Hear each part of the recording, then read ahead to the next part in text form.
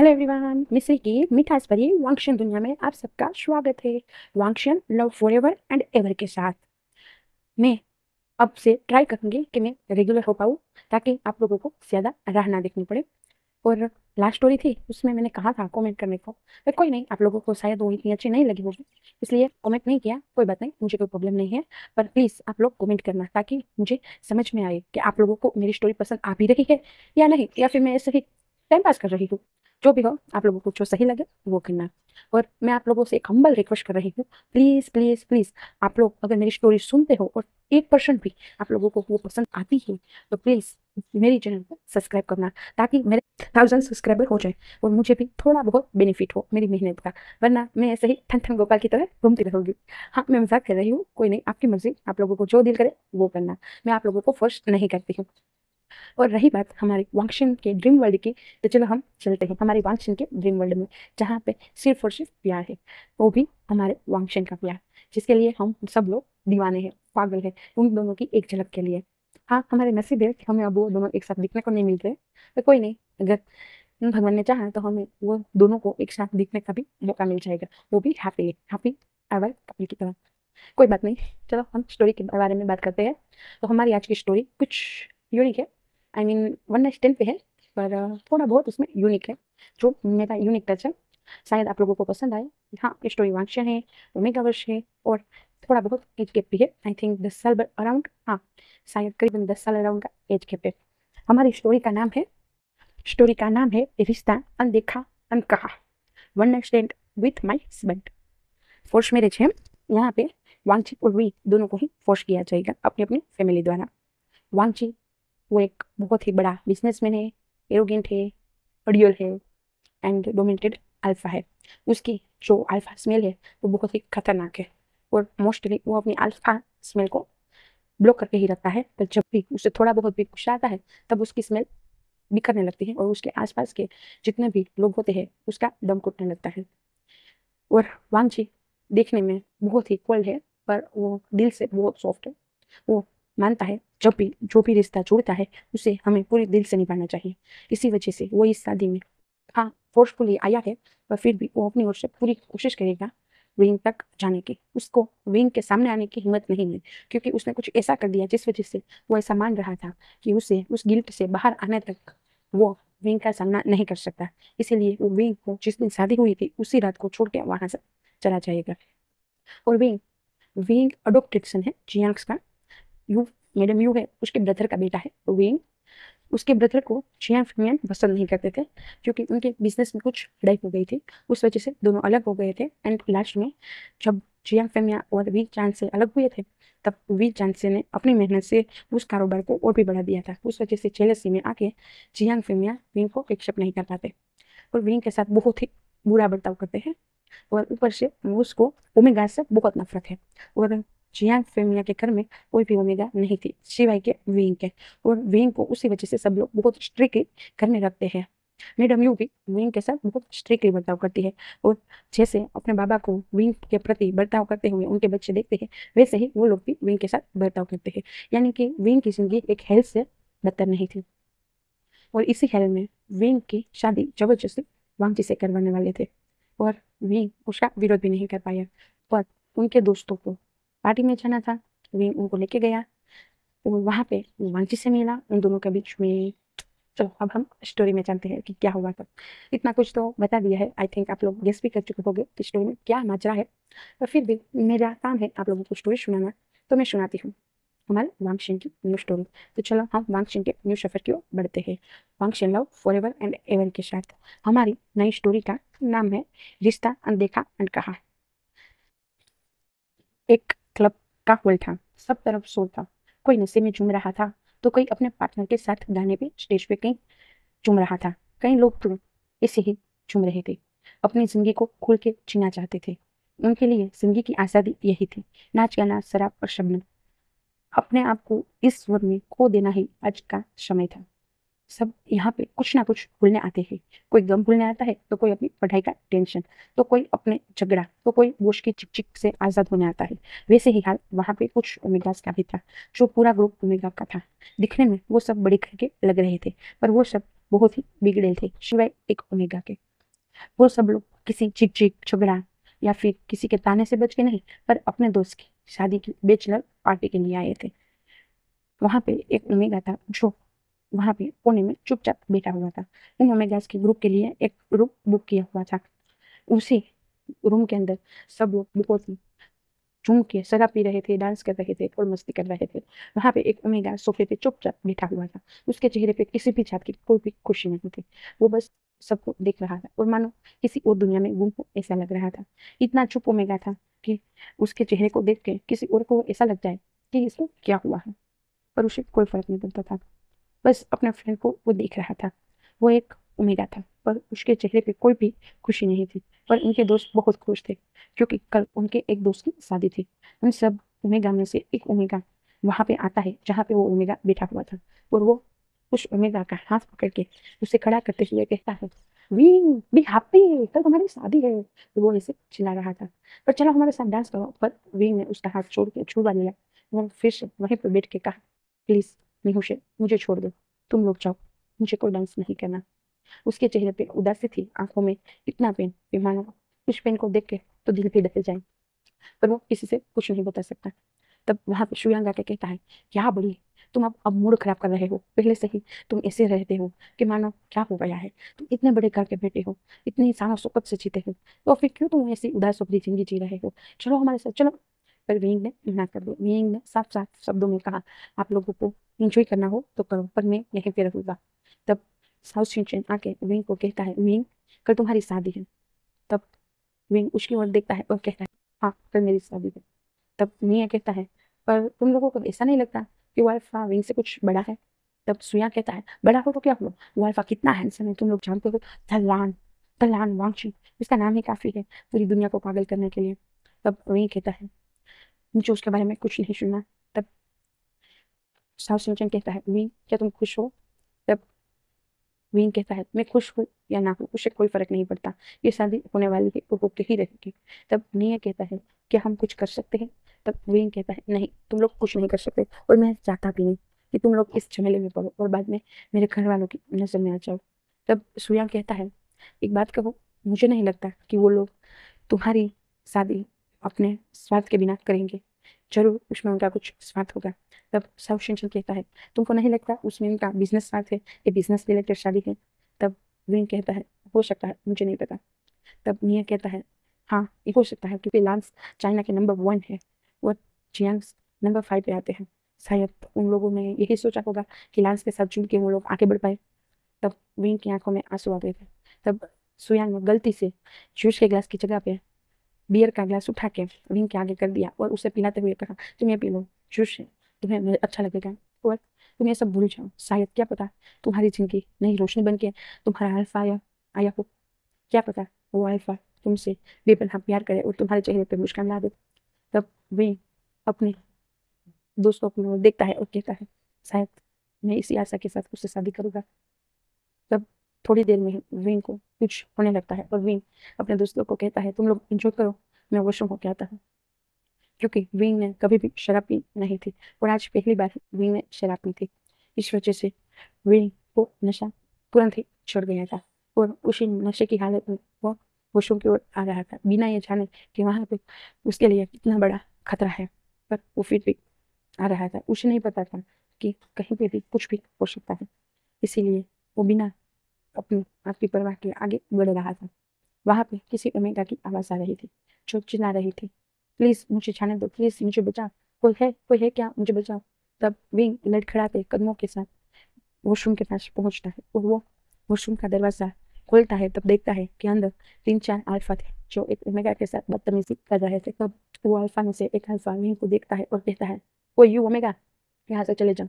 तब विंग उन लोगों की ओर आगे बढ़ता है और कहता है, तुम लोग ये क्या कर रहे हो, छोड़ो उस ओमेगा को। तब वो लड़खड़ा रहा था। ये देख के दूसरा अल्फा कहता है, ये तो नशे में धुत है, हमारे लिए तो लॉटरी ही है, एक के साथ दूसरा फ्री, चलो हम इसको भी अपने साथ ले लेते हैं।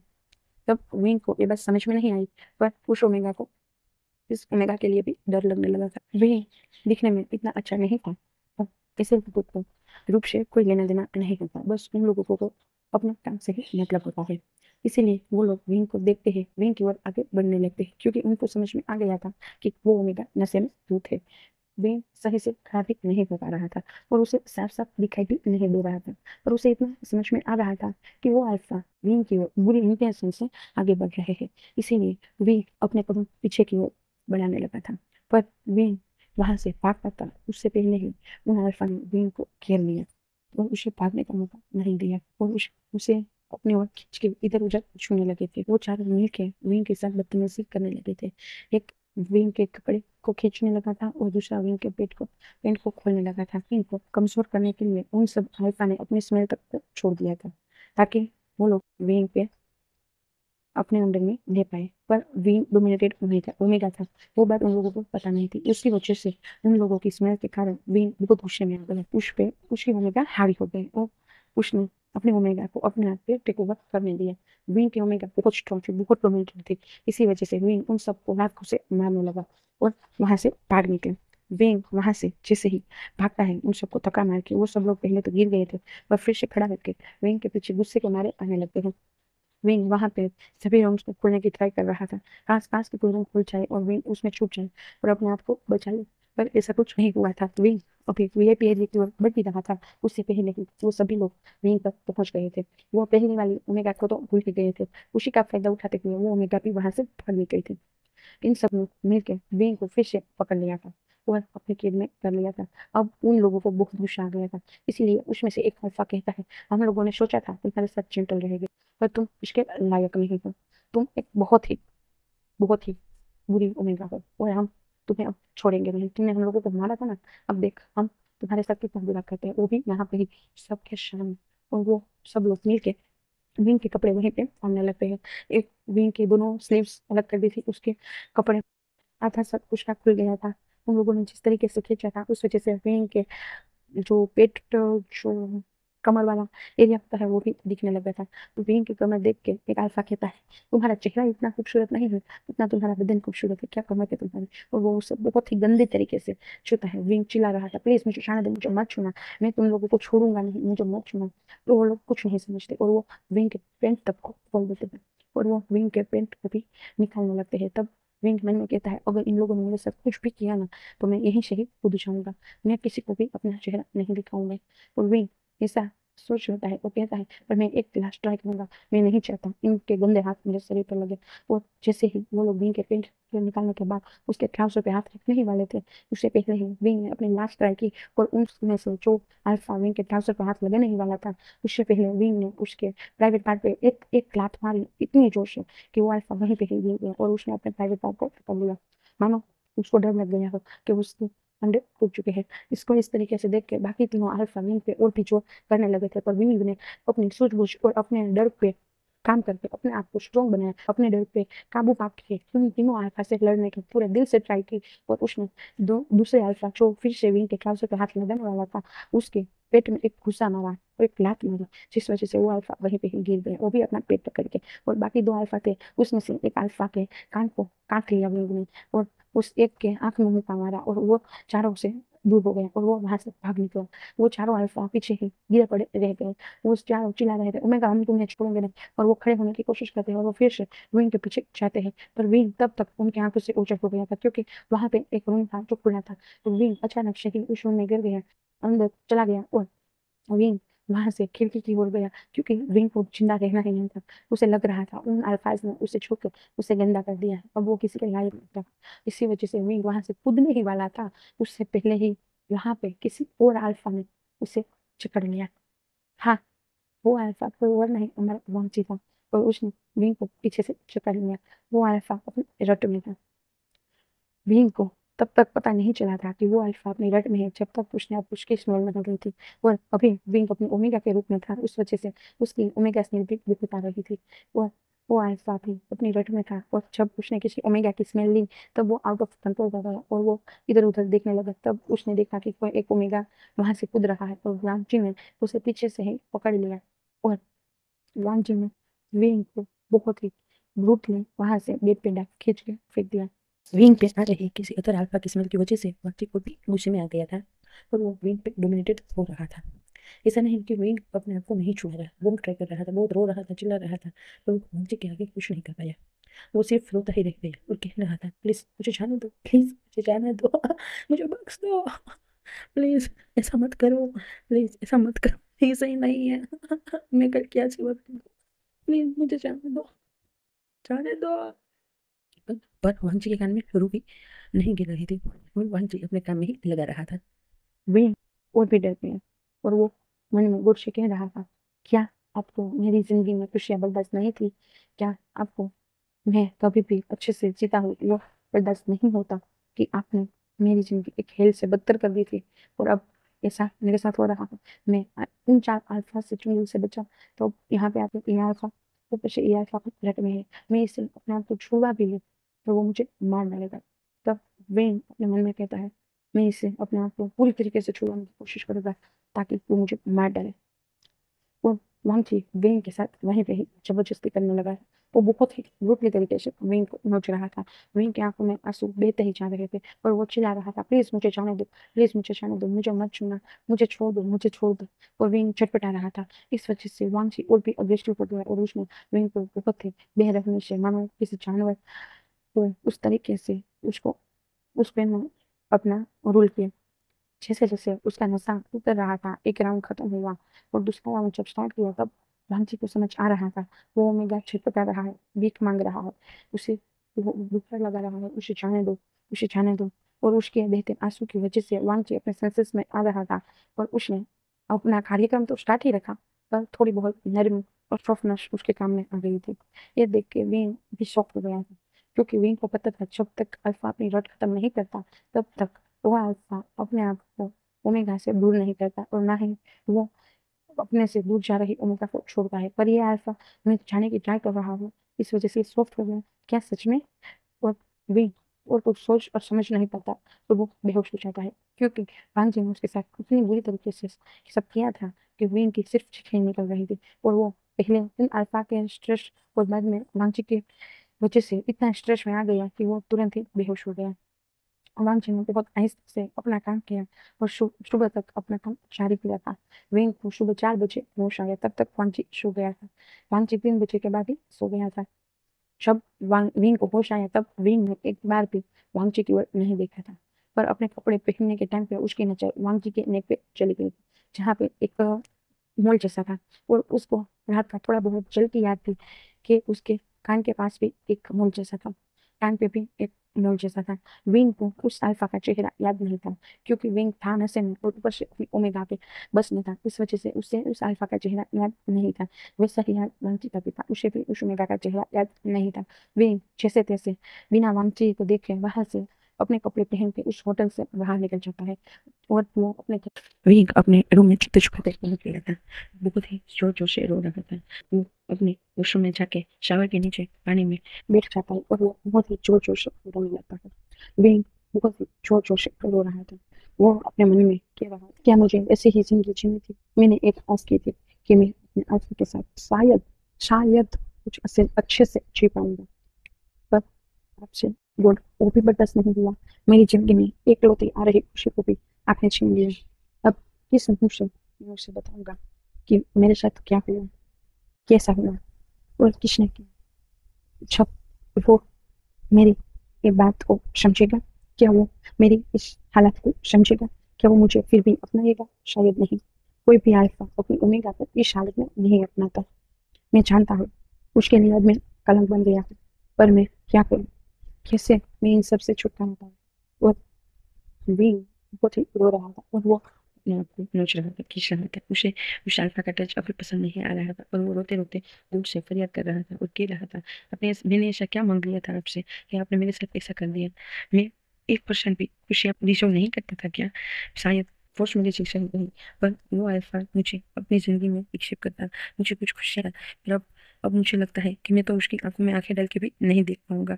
मैं एक गिल्ट में डूब जाऊंगा। वो अपने आप को और भी जोर जोर से नोचने लगा था। उसे बहुत रोना आ रहा था। उसे ऐसा लग रहा था कि उसने अपने होने वाले हस्बैंड के साथ चीट किया है। उसे ये सब नहीं करना चाहिए था। पर यहाँ पे वो विंग की कोई गलती ही नहीं थी। फिर भी विंग अपने आप को शुरुआत समझ रहा था। उसे लग रहा था उसे मर जाना ही उसकी जिंदगी का बेस्ट सोल्यूशन है। उसे मर जाना ही चाहिए। विंग यहाँ पे घर पे पहुंचा तब सुबह के 5 बज गए थे। और वो बाथरूम से बाहर निकला तब तक सुबह के 7 बज गए थे। विंग जैसे तैसे बाथरूम के बाहर आता है और वो इधर उधर देखता है कि वो कैसे अपने आप को खत्म करे, पर उसे कुछ नजर नहीं आता। तभी उसकी नजर वहां पे रखे फ्रूट बकेट पे जाती है और वो वहां से छुरी लेके अपनी नसें काटने ही वाला था। उससे पहले ही वहां पे यानली आ गई थी। और यानली आके विंग को ऐसा करके देख के उस चाकू को लेके विंग एक तमाचा मारती है और गुस्से से कहती है, आई ये क्या कर रहे थे तुम। तब विंग रोते रोते वहीं पे ही नीचे गिर जाता है यानली के पैरों में। तब यानली समझ गई थी कि कुछ बहुत सीरियस हुआ है। तब विंग अपनी बहन को कहता है, प्लीज दीजिए मुझे मर जाने दो, प्लीज दीजिए मुझे मर जाने दो। तब यानी आशियान की ऐसी बात सुन के उसे गले से लगा लेती है और कहती है, आशियान क्या हुआ, मुझे बताओगे नहीं, तुम ऐसा क्यों कर रहे हो। हाँ तो तुम्हारी शादी थी ना, तो फिर तुम ऐसा नहीं रो सकते, ऐसा भी नहीं कर सकते। तब वही कहता है, छी छी मैं अब उस लायक ही नहीं रहा कि मैं किसी से शादी कर पाऊँ। मैं अब नहीं कर पाऊंगा उनसे शादी, उनके लिए अब मैं प्योर नहीं रहा। तब यानी कंफ्यूज होती है और फिर अपने ब्रदर को पूछती है, क्या हुआ, मुझे साफ साफ बताओगे। और वो विंग के आंसू को पूछती है, वो दोनों गालों को अपने हथेली में लेते हुए बहुत प्यार से अपने ब्रदर से पूछती है। तब विंग यानी को कल रात उसके साथ जो भी हुआ जबरदस्ती वो सब बता देता है। विंग को ऐसा रोते देख के चियांग यानी विंग को हक करती है और पूछती है, क्या हुआ है शी। तब विंग कहता है, शी मैं कल पार्टी के लिए गया था। तब वहां पे तब चियांग यानी आगे पूछते हैं, क्या हुआ था। तब विंग कहता है, सीजे वह किसी अल्फा ने मेरे साथ जब जब जबरदस्ती कर ली। अब अपने किसी काम का नहीं रहा। मैं अपने हस्बैंड को क्या मुंह दिखाऊंगा। मैं मेरे से शादी ऐसा क्यों होता है।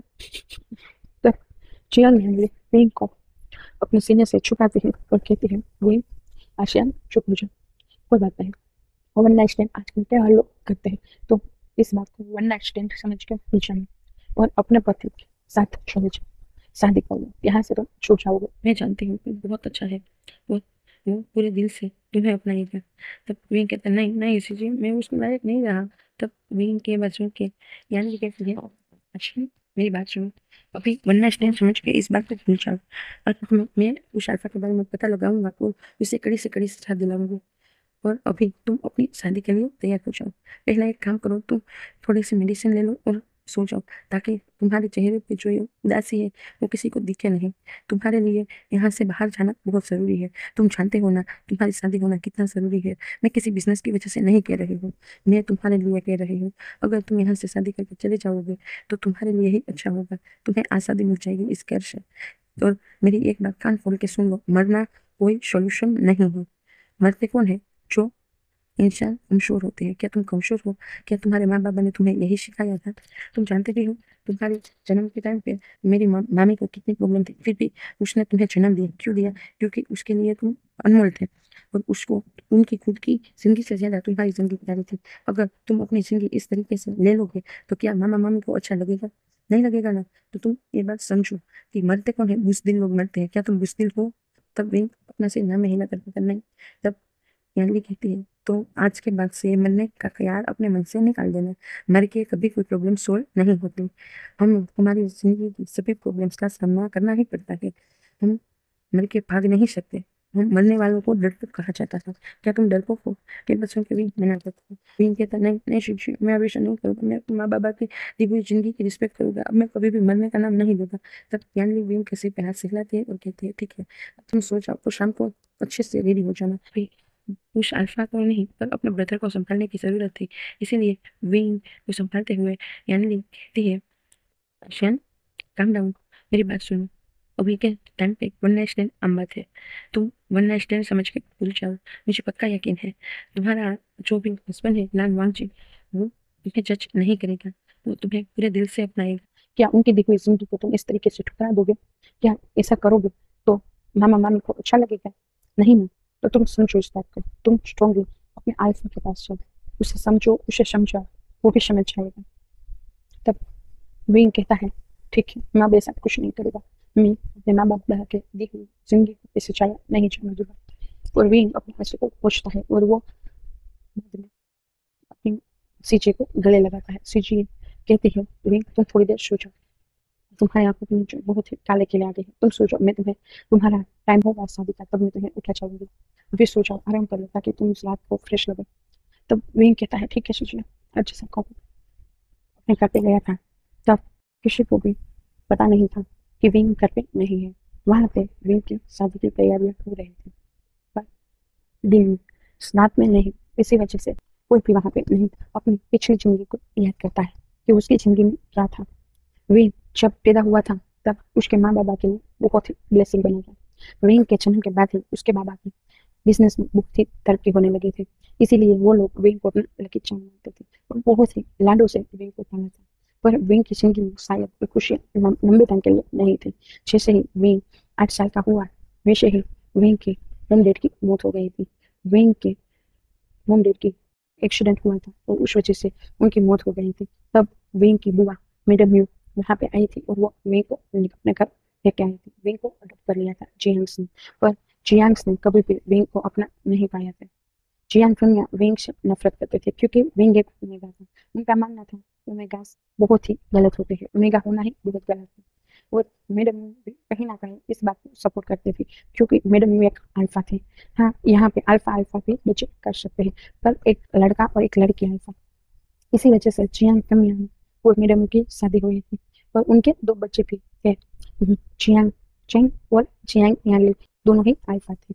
जियांग फेमियान जिस तरीके से ओमेगास को नफरत करते थे उसी तरीके से जियांग चेंग भी ओमेगास को नफरत करने लगा। कहते हैं ना घर का जो माहौल होता है वही बच्चे सीखते हैं और जियांग चेंग का भी वही हाल था। जियांग फेमियान विंग को नजरअंदाज करते थे, उसको कुछ भी समझते नहीं थे, उसे बस अपने घर का एक सामान समझते थे। उसी तरीके से जियांग चेंग भी जियांग चेंग भी विंग को कुछ नहीं समझता था। कभी कभार तो जियांग चेंग विंग पे हाथ भी उठा देता था। हाँ, वहाँ पे सिर्फ और सिर्फ यानली थी जो थोड़ी बहुत ही विंग के प्रति सॉफ्ट थी। शायद वो लड़की थी उस वजह से वो थोड़ी बहुत सॉफ्ट थी। वो जियांग चंग से विंग को कई बार बचा भी लेती थी पर उस घर ने विंग को कभी भी अपनाया नहीं। उसी वजह से विंग के दिल से भी उस घर में कोई भी फीलिंग नहीं थी। वो उस घर को अपना मानता ही नहीं था। उसे लगता था वो किसी हॉस्टल में है और ये सब उसके मेंटोर है जो उसका ध्यान रखते हैं। हाँ, ऐसा नहीं कि विंग को पैसों के बाबत में कुछ तकलीफ है, वो उनको पैसे पूरे पूरे देते थे, उनकी हर जरूरियात पूरी करते थे। पर जो लागनी, जो प्यार, जो अपनापन होता है ना वो वहां पे नहीं था। विंग को कभी भी वो घर नहीं लगता था। इसी वजह से विंग को आहिस्ता आहिस्ता विंग के दिल में जो खुशियां थी, जो उमंग था, जो उत्साह था और उसका जो चेयरफ्री नेचर था वो खत्म होने लगा था और वो आहिस्ता आहिस्ता सभी रिश्तों से कटने लगा था। उसके लिए अब कोई भी रिश्ता कुछ भी मायने नहीं रखता था और उसे ऐसा ही लगता था सभी लोग एक जैसे होते हैं, स्वार्थी और उसे इंसानियत और इंसान पे से ही भरोसा उठने लगा था। विंग एक चलता फिरता मूर्ति बन गया था। उसके चेहरे पे कोई भी भाव नहीं रहते थे। वो एक उदास प्रतिमा होती है ना, उदास की जो मूर्ति जिसके चेहरे पर सिर्फ उदासी छलकती है, वैसी ही उदासी विंग के चेहरे पर छलकती थी। उसको चाहे वो फर्स्ट नंबर ही क्यों ना है, फिर भी उसके चेहरे पे कभी खुशी नहीं आती थी, ना ही वो कभी हंसता था। जो बचपन में खिलखिलाता वही बच्चा अब बड़ा होते होते हंसना ही भूल गया था। उसकी जिंदगी में हंसी कोई नहीं, कहीं पे नहीं थी और वो एक पत्थर पत्थर जैसे हो रहा था ना वैसे दिखने लगा था। वो सिर्फ जीने की खातिर जीता था। उससे राहत थी अपनी मौत की। वो बचपन से ही जब समझने लगा अपने आसपास क्या हो रहा है तब से ही उसने जीना छोड़ दिया था। उसके लिए कुछ नहीं था। ओमेगास बहुत ही अच्छे से तैयार होती है, बहुत ही खूबसूरत शालीनता से होती है, पर विंग बिल्कुल भी अच्छे से तैयार नहीं होता था। विंग को रूप को लेकर कोई लोभ नहीं था। उसको लगता था मैं जैसा हूँ वही ठीक है, अगर नहीं तो कुछ नहीं, मुझे किसी से कोई लेना देना नहीं है।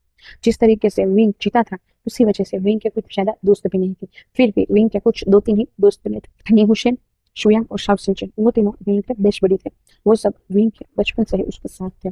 वो सब भी विंग की हालत को समझते थे और उसको हर पल सपोर्ट करते थे। तो वो भी विंग को फिर से हैप्पी वाला भी नहीं कर पा रहे थे। जब उनको पता चला कि विंग की शादी होने वाली है तब उनको एक सेकंड के लिए ये आस जागी थी कि क्या पता विंग का अल्फा विंग को नॉर्मल कर पाए, विंग को उस अंधेरे दुनिया से बाहर ला पाए जहाँ पे उसने अपने आप को ही खो दिया है। विंग अपनी जिंदगी के किसी भी फैसले को नहीं लिया था, क्योंकि जियांग फैमिली विंग से कुछ भी बिना पूछे ही विंग के लिए करते थे। उसे क्या पढ़ना है, क्या करना है, वो क्या पहनेगा, क्या करेगा, कहाँ पे रहेगा, कहाँ पे जाएगा, और उसका दोस्त होगा कौन, उसका दोस्त नहीं होगा, और लास्ट डिसीजन कि विंग किससे शादी करेगा, विंग की जिंदगी का सबसे बड़ा डिसीजन वो भी उन्होंने ही ले लिया था। विंग को अपनी जिंदगी को अपनी मर्जी से जीने का कोई भी मौका नहीं दिया गया। इसीलिए विंग चाहता था इस हेल से बाहर जाना, और उसे 1% खुशी भी थी कि वो यहाँ से जा रहा है। पर अब वो जो 1% खुशी थी वो भी एक गम में बदल गई थी, क्योंकि उसे ऐसा लगने लगा था कि उसने अपने पति से धोखा किया है, वो प्योर नहीं, उससे मरने की इच्छा हो रही थी। विंग अपनी जिंदगी से बहुत उदास था, क्योंकि उसे आगे हर कोई मारता ही रहता था, उसे कोई इंसान समझता ही नहीं था। पर जियांग यानी ने कभी नहीं मारा, जियांग चिंग भी मारता था। मैडम यू भी कभी कभार उस पर हाथ उठा लेती थी। उनको लगता था ओमेगास को अपनी कंट्रोल में रहना चाहिए, वरना ओमेगास पूरी कम्युनिटी में अपने परिवार को बदनाम कर सकती है। इसीलिए वो विंग के प्रति बहुत स्ट्रिक्ट थी, और उसे लगता था उसका पति जो कर रहा है वो सही है, ओमेगास को ऐसे ही जीना चाहिए। अब हम दूसरी वर्ल्ड का सीन देखते हैं, लान वांगची का सीन। लान वांगची चाइना के मोस्ट हैंडसम बैचलर में से एक था। वो लांस का बड़ा बेटा था। वो लान चिंगेनचुन और लानी का बेटा था। उनका बड़ा बेटा लान वांगची एक अल्फा था, लान शिचेन एक ओमेगा था, और लान पुरेन उनकी भी एक फैमिली थी। उनका भी एक बेटा था, और उनकी एक बेटी थी। उनके बेटे का नाम लान युआन था, और उनकी बेटी का नाम लान सिसी था। उनकी वाइफ नहीं रही थी, इसी वजह से मैडम लानी उन सभी बच्चों को एक जैसा माँ का प्यार देती थी, बहुत प्यार से उन सभी को रखती थी। लान वांगची बहुत ही स्ट्रिक्ट था बचपन से ही, शायद वो पैदा हुआ था तब से ही वो खड़ूस था। उसके चेहरे पे कोई भी भाव दिखते ही नहीं थे। उसको समझना आसान नहीं था। वो कभी भी किसी भी ओमेगा के वश में नहीं आया था।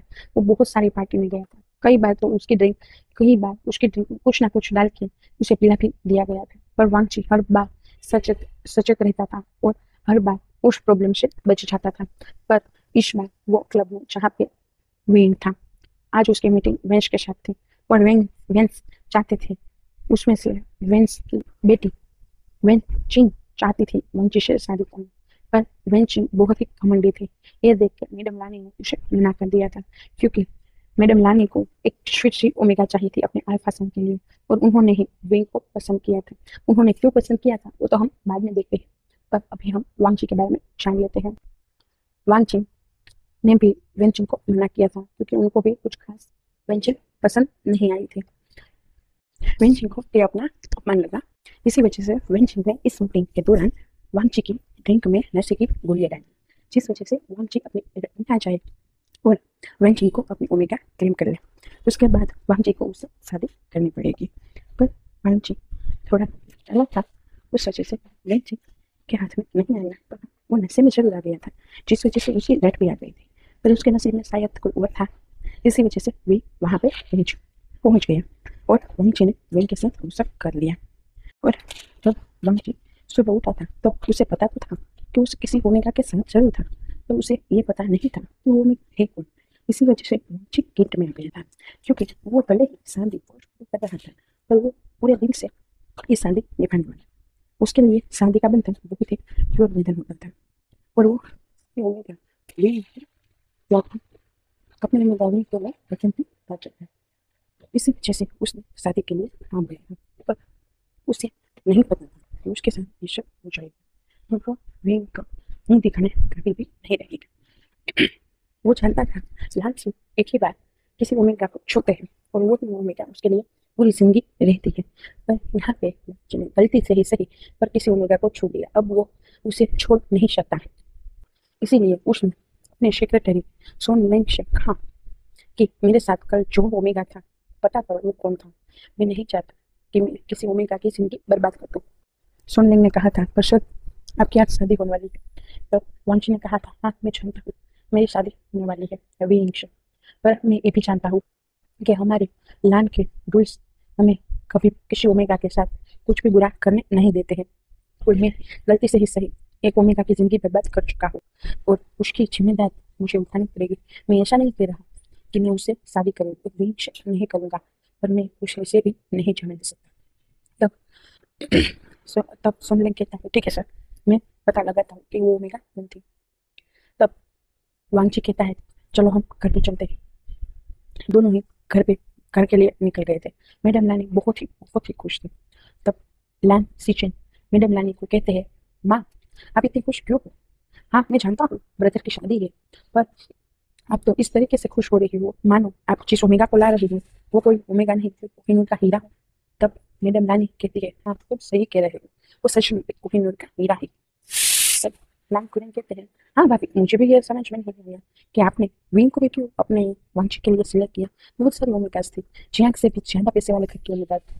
फिर भी तब लानी लानी कहती है, हाँ मैं मानती हूँ कि हमारे वंश के लिए बहुत ही पैसे वाले ओमेगास का रिश्ता है, पर उन पैसे वाली ओमेगाज में मुझे कभी भी ये नहीं दिखा कि ये मेरे वंश के लिए बेस्ट है। पर विंग दिखा, विंग चाहे कितना भी पैसे वाला क्यों ना हो, वो पैसे का हुआ नहीं दिखा। तो उसकी सिंप्लिसिटी जब मैंने देखी थी तब मेरा दिल छू गए थे। वो बहुत ही रईस घर से आता है, फिर भी एक सिंपल ओमेगा बन के जीता है। वो कॉफी शॉप में काम करता है, और वो इतना ही नहीं अपने विषय की जो भी सैलरी है उसमें से आधा पैसा अनाथों में देता है, और इतने पे जितना बचता है उतना वो गरीबों में दान करता है। तब लाल कुलेन का बेटा लाल आयुवान कहता है कि ऐसा भी तो हो सकता है ना, वो आपको दिखाने के लिए ऐसा सब करते हो। तब मैडम लाल ने कहा था, हो सकता है, मैं मना नहीं करूँगी, पर मैंने उस पर बिना पता चलो स्पाई किया था। जो सच में बहुत ही सिंपल ओमेगा है, उसके सिर्फ 3 हिस्से हैं, वो भी ओमेगा। वो किसी अल्फा के और अल्फा के भी नहीं देता, और वो बहुत ही सादगी से जीता है। वो अपना आना जाना भी अपने घर की कार में नहीं, अपने पैसों से खरीदी हुई बाइसिकल से करता है। वो एक सेल्फ डिपेंडेंट के साथ साथ अपने आत्मसम्मान के लिए भी बहुत ही जागरूक है। मुझे ऐसा ही मिला चाहिए था जो वांगजी की कदम से कदम मिलाता है। वो भले ही वांगजी के बिजनेस में साथ ना दे पाए, पर उसके इमोशंस में एक साथ है। मैं पूरे दावे से कह सकती हूँ कि वे सिर्फ बेस्ट नहीं था वांगजी के लिए, और ये बात वांगजी आधा आधा तब उसने सुनी थी। और सोन लेंग वांगजी मन में कहता है, हो सकता है माँ कि वो मुझसे बेस्ट ना, मेरे लिए उससे बेस्ट और कोई नहीं, पर क्या मैं उसके लायक हूँ? शायद नहीं। मैंने आज इतनी बड़ी गलती कर दी है जिसका पछतावा मैं शायद अपनी पूरी उम्र करूंगा। और वांगजी अपने रूम में चला जाता है, और वो किसी के नजर में आए बिना अपने इंस्पेक्टर के सामने जाता है, और वहां पे रखे छड़ी से अपने आप को जख्म देता है, और अपने आप को पनिश करता है। वो 15 स्लेट्स अपने ऊपर लेता है। तब सुनलिंग उसे रोक देता है। सुनलिंग कहता है, शराब के साथ मत कीजिए वरना घर में सबको पता चल जाएगा। तब वांगजी कहता है, तुम जानते हो हम डांस जब भी गलती करते हैं तब उसकी सजा लेना जरूर आते हैं, और मैंने आज गलती नहीं समझा, एक साथ दो ओमेगास की जिंदगी बर्बाद करके मेरी जिंदगी का फर्स्ट मेरी ओमेगा ही रहनी चाहिए थी, पर मेरी एक लापरवाही की वजह से वो किसी और के हिस्से में चला गया जो मेरे ओमेगा का था। और इस चीज के गिल्ट के आगे मैं कुछ भी सहन नहीं कर पा रहा। मुझे इतना पेन है कि ये स्लेस भी मुझे कोई पेन नहीं दे पा रहा। मुझे नहीं लगता कि मैं वी की आंखों से आंखें मिला भी पाऊंगा। कुछ ऐसा करो कि मैं कुछ दिनों के लिए यहाँ से चला जाऊँ। तब सोमलिंग के शब्द, पर आप ऐसा नहीं कर सकते, पर आप क्या बोलोगे? तब वांगजी कहता है, मैं नहीं जानता मैं घर वाले को कैसे मनाऊंगा, कैसे समझाऊंगा, पर कुछ करो सोंगे तो मेरे दोस्त हो, प्लीज मुझे मुझे इस गिल्ट के भविष्य से आजाद करवा दो। मैं सच में वी से आंखें नहीं मिला पाऊँ, और एक साथ एक छत के नीचे भी नहीं रह पाऊँ। मुझे थोड़ा सा टाइम चाहिए इन सब चीज़ों को हैंडल करने के लिए। तब सोंगे ठीक है, मैं पूरी कोशिश करता हूँ। वो सोंगे वहां से चला जाता है, वो कुछ करता है। वो अपनी कुछ अदर कंट्री की शो की कंपनी थी उन सब में जांच करता है। तब उसे अपनी एक कंपनी के बारे में पता चलता है जहाँ पर कुछ इश्यूज थे। वो कंपनी थी ब्राजील की, और वो वांगजी को कहता है, सर हमारी ब्राजील वाली ब्रांच में कुछ प्रॉब्लम्स चल रही है, वहाँ पे कुछ लोगों ने हंगामा कर दिया है, और कुछ अदर कंपनी ने उनके केस भी कर दिया है, इसका निराकरण करना पड़ेगा। तब वांगजी कहता है, ठीक है हम इसी पे वर्क करते हैं। और वांगजी के घर वालों के पास चले जाते हैं। घर वाले सभी उसके साथ मस्ती कर रहे थे, प्लान सीख रहे को छेड़ रहे थे। वो कह रहे थे, हाँ हाँ वांगजी क्या बात है, आज तो तुम घर पे दिख गए थे, शाम को शादी से। तब वांगजी कहता है, क्या होगा आपकी आपकी भी शादी करवा दूंगा मैं इसमें रहने। तब वांगजी की ये बात सुन के लास्ट सीजन कहता है, मेरी शादी पर किससे करवाओगे, मुझे तब तक कोई ब्याह का पसंद नहीं आया। तब वांगजी कहता है, ठीक है अभी तक नहीं पसंद आया, कोई नहीं जरूर कोई ना कोई आ जाएगा पसंद, तो उससे करवा दूंगा। तब लास्ट सीजन शर्मा जाकर कहता है, कोई नहीं, तो किसी को लाल तो सही मेरे लिए, उसके बाद में देखता हूँ। तब मान कहते हैं, हाँ वो एक काम करता हूँ मैं विंग के ब्रदर से बात करूँ तो तुम्हारी वो भी काफी अच्छा है, एक काम करो ब्रदर से ज्यादा उसकी सिस्टर अच्छी है, मुझे वो काम भी रखी है। तब ये बात सुन के तो मान लास्ट सीजन के कान ही नाट हो गए थे, शायद उनको मिली पसंद थी। ये हालत देख के युवन कहता है, माँ एक काम करो आप है ना उनकी सिस्टर से ही बात कर लो। घर की हालत देख के लगता है ब्रदर को निशान पसंद है। ये बात सुन के घर के सभी लोग प्लान सिचुएशन के वो बहुत ही बड़ी बड़ी आंखें करके देखते हैं। सिचुएशन कहते हैं नहीं नहीं नहीं मैं जाऊँ मुझे कुछ काम, और ये सब वैसे वहां से चले जाते हैं। सिचुएशन से शर्माते हुए जाते देख के घर के सभी लोग हंसने लगते हैं। लानपुरन कहते हैं सिस्टर अब एक काम करो, लानी जियान फैमिली से बात कर लो और जियान ज्ञानी की शादी लाल कितन से करवा ही दो। तब सब लोग इस बात से हाँ कहते हैं और सहमत होते हैं। तब लान चिंगन चुन कहते हैं ठीक है हम शादी करवा देते हैं, पर पहले हम हमारी वांकी की शादी करवा लेते हैं और हमारे ग्रैंड चाइल्ड अच्छा है उसके बाद प्लान सिचुएशन ताकि हमारा घर में एक बच्चा की बेकार गुजरेगी तो बहुत ही खुशियाँ बचाएगी। ये बात सुन के वांची भी ब्लड करने लगता है और वांची वहाँ से अपना मोबाइल लेके सब बात बिना किसी का कॉल आई फिर भी अपने कान पे मोबाइल रख के कहता हाँ हाँ ठीक है मैं आता हूँ मुझे समझ में आ गया मैं कर दूंगा। ये बात सुन के घर के सभी लोग हंसने लगते हैं और कहते हुए वांची को देख के मैडम लानी कहती है मैं कोई जल्दी नहीं कर रही पर मुझे चाहिए, एक आध साल चल जाएगा क्या तुम्हें।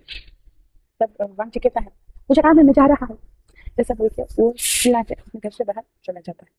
लान वांची को भी ऐसे ब्लश करते हुए जाते हुए देख के लान कहता है क्या भाभी क्या सिस्टर आप उसको ऐसे मजाक तो मत करो, वो पहले से ही कितना शर्मिला है, बड़ी मुश्किल से तो शादी के लिए हाँ बोला। लान पुरन के ये बात सुन के लान सिंह कहती है वैसे गंगा मान तो सके कुछ तो झोल है इसमें। तब लान लानी भी कहती है मुझे भी लगता है कुछ तो झोल है। क्या लड़की पहले से वो पसंद करता था। तब आ रहे सोनले के देख के लहन खड़ी होती है और नैन्सी सी सोनले का हाथ पकड़ के उसे अपने पास बिठाती है और कहती है बताओ मुझे बताओ मेरा भरोसा है मान किस गया विंग का वैसे शादी के लिए। तब सोनले कहते हैं मुझे नहीं पता। तब लैन शील कहती है ऐसा नहीं हो सकता दादा आपको पता नहीं। आई वन कहता है दादा जरूर आपको पता है कुछ ना कुछ तो है ना इसमें वरना वो कभी हमें जात को रिजेक्ट करते थे तो विंग का को क्यों नहीं रिजेक्ट किया। तब आयुन की बात सुन के वो मैडम लानी की ओर देखता है सोंगले और कहता है वैसे सर ना पहले से ही विंग को जानते थे। ये बात सुन के घर के सभी लोग सोंगलेन के पास आकर बैठ जाते हैं। वो कहते हैं क्या सच में। तब सोंगलेन कहता है हाँ। तो वो सब लोग सोंगलेन की एक्साइटेड होकर सुनने लगते हैं कि किसी वहां की विंग दूसरे से मिले हुए। तब सोंगलेन कहता है वैसे तो विंग नहीं चाहता वांची को पर वांची जरूर चाहता है विंग को।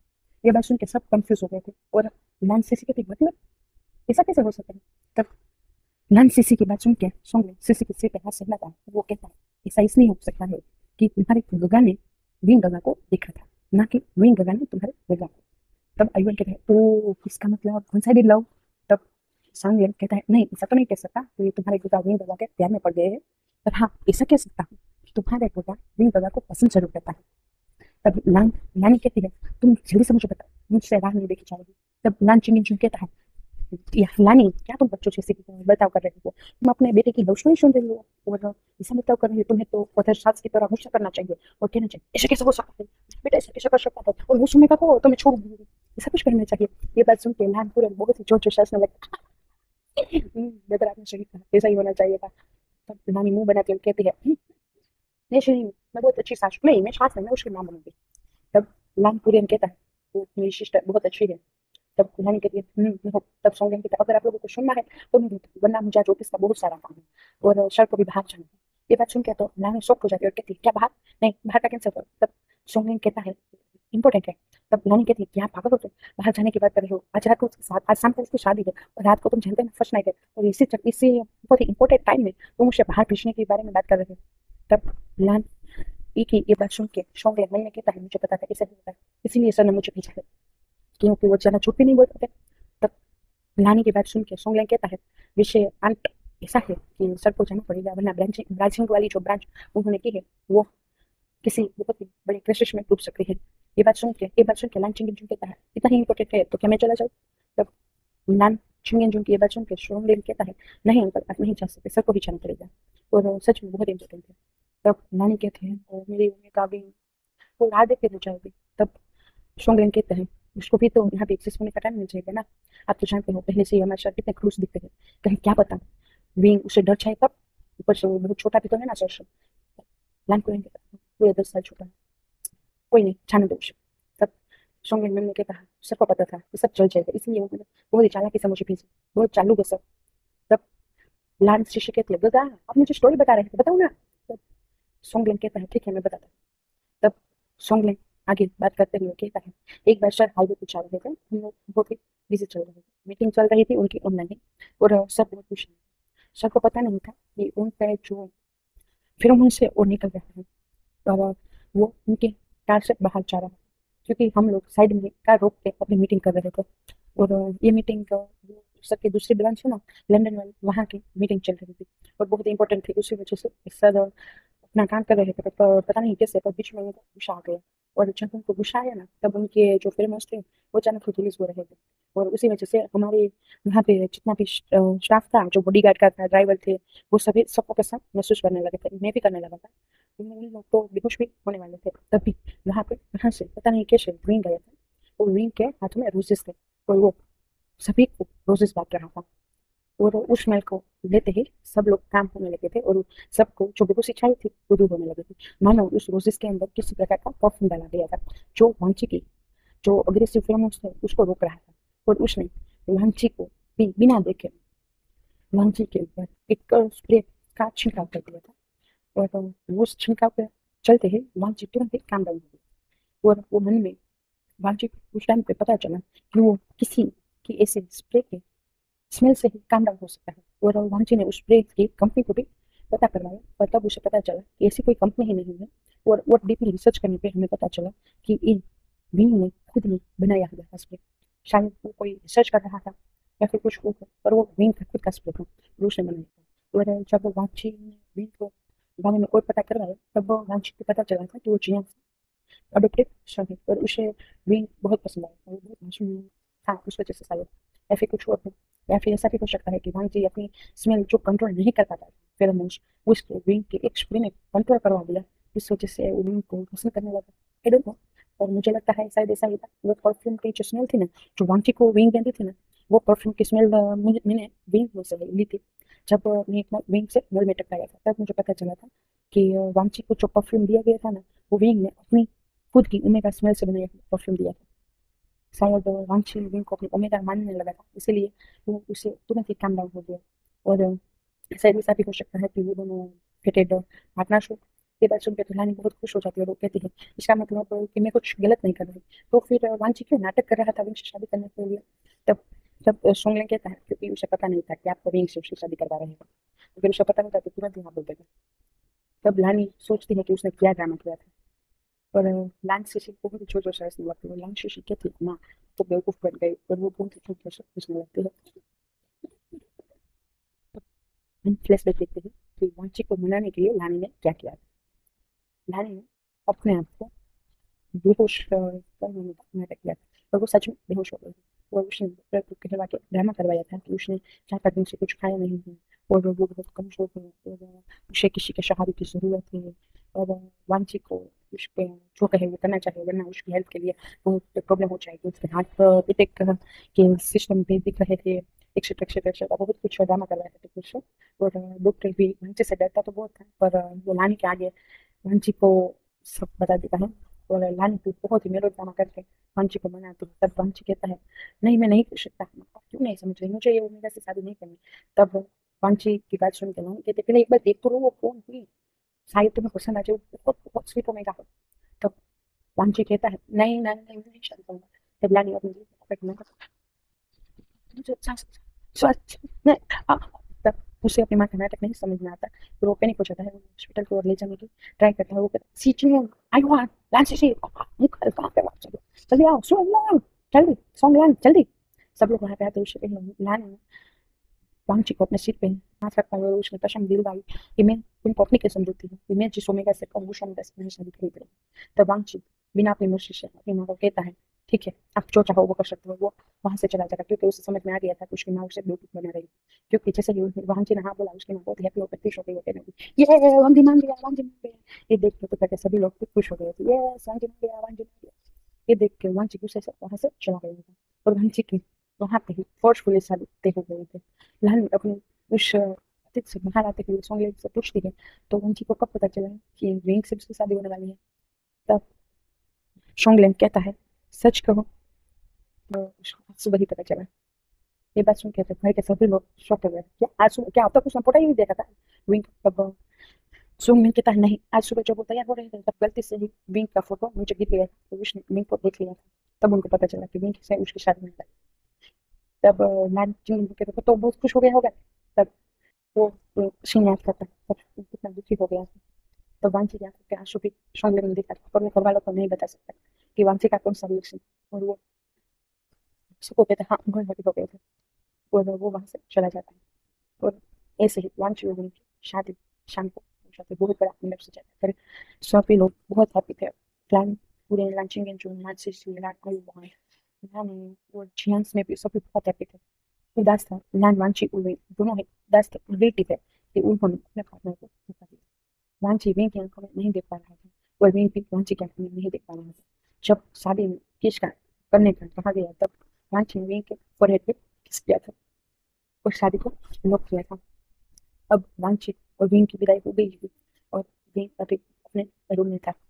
वांछी और विंग की वेडिंग नाइट। वांछी रूम में आता है तब वो देख रहा था विंग बेड पे बैठा हुआ है। वो वांछी की एरा में ही था। वांछी विंग के पास आके थोड़े से दूर रह के विंग को कहता है विंग। तब विंग वांछी की ओर देखता है तो उसे दिखता ही रह गया था। वांछी दिखने में बहुत हैंडसम था और अभी जब वेडिंग के कपड़े में वो था तो वो और भी हैंडसम लग रहा था। वांछी ने व्हाइट कपड़े रंग के सूट पहना हुआ था जिसमें वो किसी एंजल से कम नहीं लग रहा था। उसमें उसकी एज जितनी थी उतनी दिख भी नहीं रही थी। वहीं वांछी को बड़ी बड़ी आंखें करके अपनी आंखें पलकाए बिना ही देख रहा था। वांछी ये देख के शर्मा जाता है और उसके ईयर लाल हो जाते हैं और उसके चेहरे पे एक छोटी सी मुस्कान आ जाती है। वांछी विंग को फिर से बुलाता है और कहता है विंग। तब तब विंग अपने सेंसेस में आता है और वो वांछी को कहता है जी हस्बैंड। और वो खड़ा हो जाता है बेड से। वांछी विंग को कहता है कोई बात नहीं, पर मुझे तुम्हें कुछ बताना था। तब वांछी की ये बात सुन के विंग कहता है जी कहे आपको क्या कहना था। तब वांछी कहता है मुझे ये कहना था कि मुझे किसी काम की वजह से कुछ महीने के लिए बाहर जाना होगा। मैं जा रहा हूँ तो अपने आप को अच्छे से मैनेज तो कर पाओगे ना। तब विंग कहता है आप जा रहे हो। उसकी आवाज़ में थोड़ी सी उदासी थी पर एक अजीब सी खुशी भी थी। तब वांछी कहता है हाँ मैं जा रहा हूँ, पर तुम अपने आप को अच्छे से यहाँ पे मैनेज कर लेना। मैं जानता हूँ कि ये शादी तुम्हारे लिए भी फोर्सफुली थी, पर मैं ये भी चाहता हूँ कि तुम इस शादी में अच्छे से संभल के रह पाओ। मैं पूरी कोशिश करूंगा कि हमारी शादी बहुत ही अच्छे से चल पाए। तुम्हें इस शादी में कभी भी अनकंफर्टेबल महसूस ना हो। मैं पूरे दिल से ये शादी निभाना चाहता हूँ। ये सुन के विंग की आंखों में आंसू आ गए थे।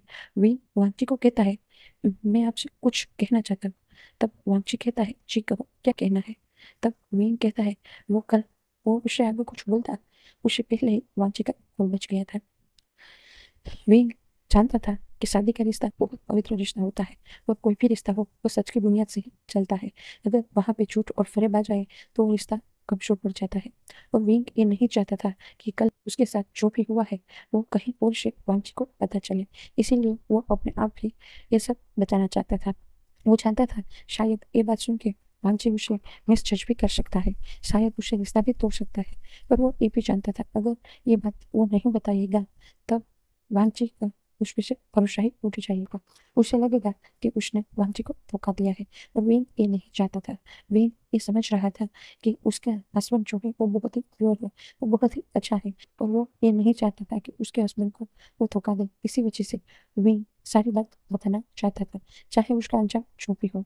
रिश्ता तभी स्ट्रांगली खड़ा रह पाता है जब वहां पे प्यार, भरोसा और लागणी हो, यानी कि फीलिंग्स हो, तभी वो रिश्ता और स्ट्रांगली खड़ा रहता है।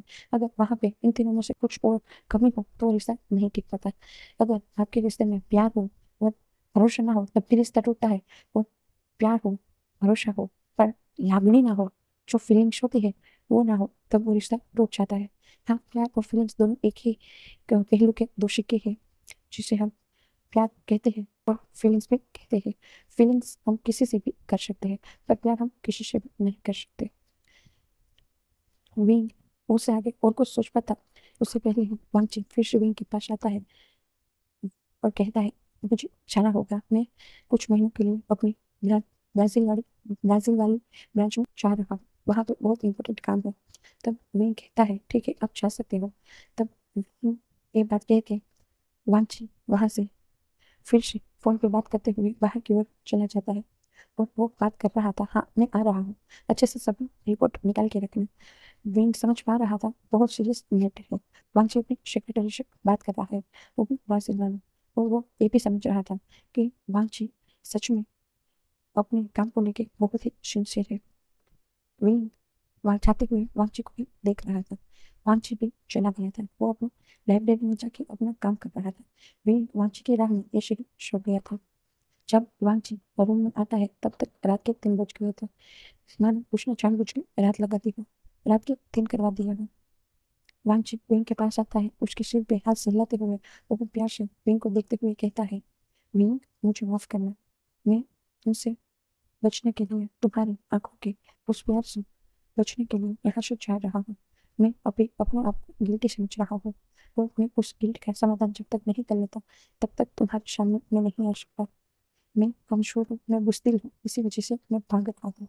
मुझे माफ करना भी, अगर कभी तुम्हें पता चल जाए कि तुम्हारा हस्बैंड सिर्फ तुम्हारा नहीं रहा, उसने एक ऐसा गुनाह कर दिया जो कभी माफ करने के लायक नहीं था। मैंने जो भी किया था वो गलती में और अनजाने में किया था, मेरा कोई इरादा नहीं था। मैं चाहता था मेरा जो भी था वो सब मेरे हस्बैंड का हो। तो जब मुझे पता चला कि तुम मेरे हस्बैंड हो तब मैं बहुत हैप्पी हो गया था, क्योंकि शायद मैं तुमसे प्यार पसंद करने लगा था और उस पसंद पर प्यार बनते हुए देर नहीं लगने वाली थी।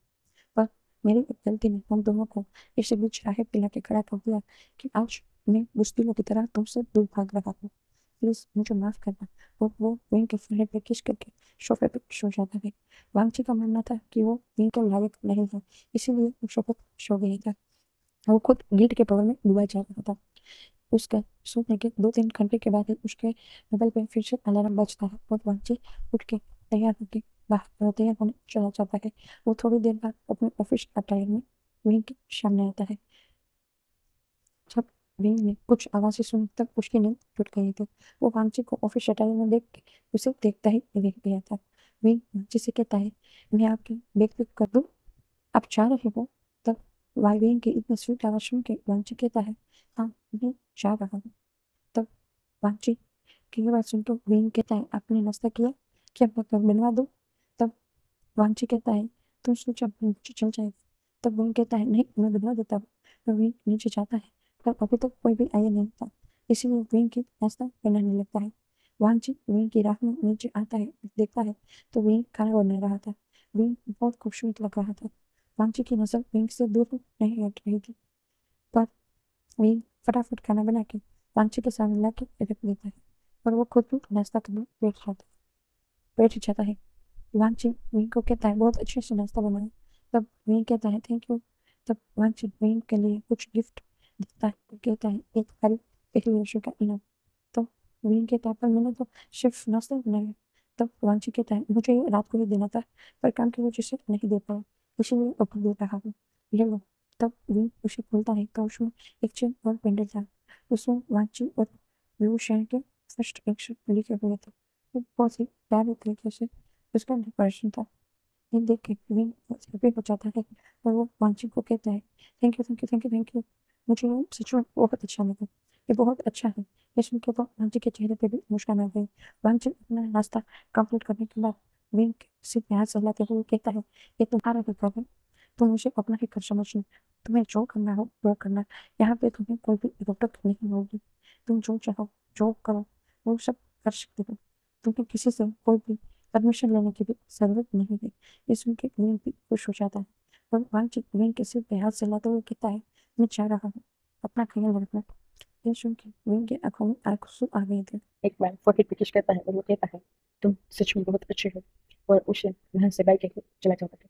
जब वांची ने विन के फोrehead पे किस किया था और उसे कहा था, तुम बहुत अच्छे हो, तब विन की आंखों में आंसू आ गए थे, क्योंकि विन को लग रहा है उसने एक बहुत बड़ा गुनाह किया है और वो अपने दुश्मन को बता भी नहीं पा रहा है।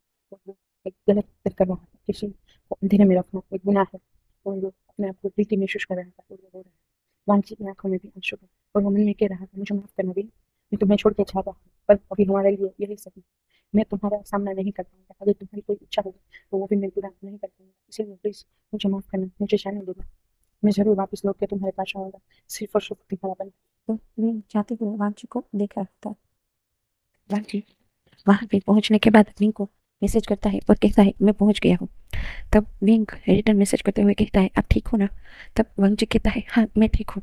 और ऐसे ही आहिस्ता आहिस्ता दोनों ने मैसेज में बात करना स्टार्ट कर दिया था। और आहिस्ता आहिस्ता दोनों ही कॉल पे और वीडियो कॉल पे भी बातें करने लगे थे। हर दिन, हर सुबह, हर रात, जब भी वांची को टाइम मिलता तो वो विंग से बात करता। उसे विंग से बात करना बहुत पसंद आने लगा था। वांची फिजूल बातें भी विंग से करता रहता था। विंग भी इस सभी चीज़ों का बहुत ही हंसी खुशी और बहुत ही उत्साह के साथ हैप्पीली मजा लेता था। विंग के यहाँ पे ससुराल में उसके घर वाले भी बहुत प्यार से रखते थे। लानी तो विंग को अपने पलकों पे बिठा के रखती थी। लानी विंग से बहुत प्यार करती थी और वो विंग के साथ ही हर पल वांची के साथ मस्ती करने में लगी रहती थी। लानी और विंग दोनों ही मिलके लैंड वांची के साथ मस्ती करते थे और लैंड पुलिंग के संग प्लैंक करते थे।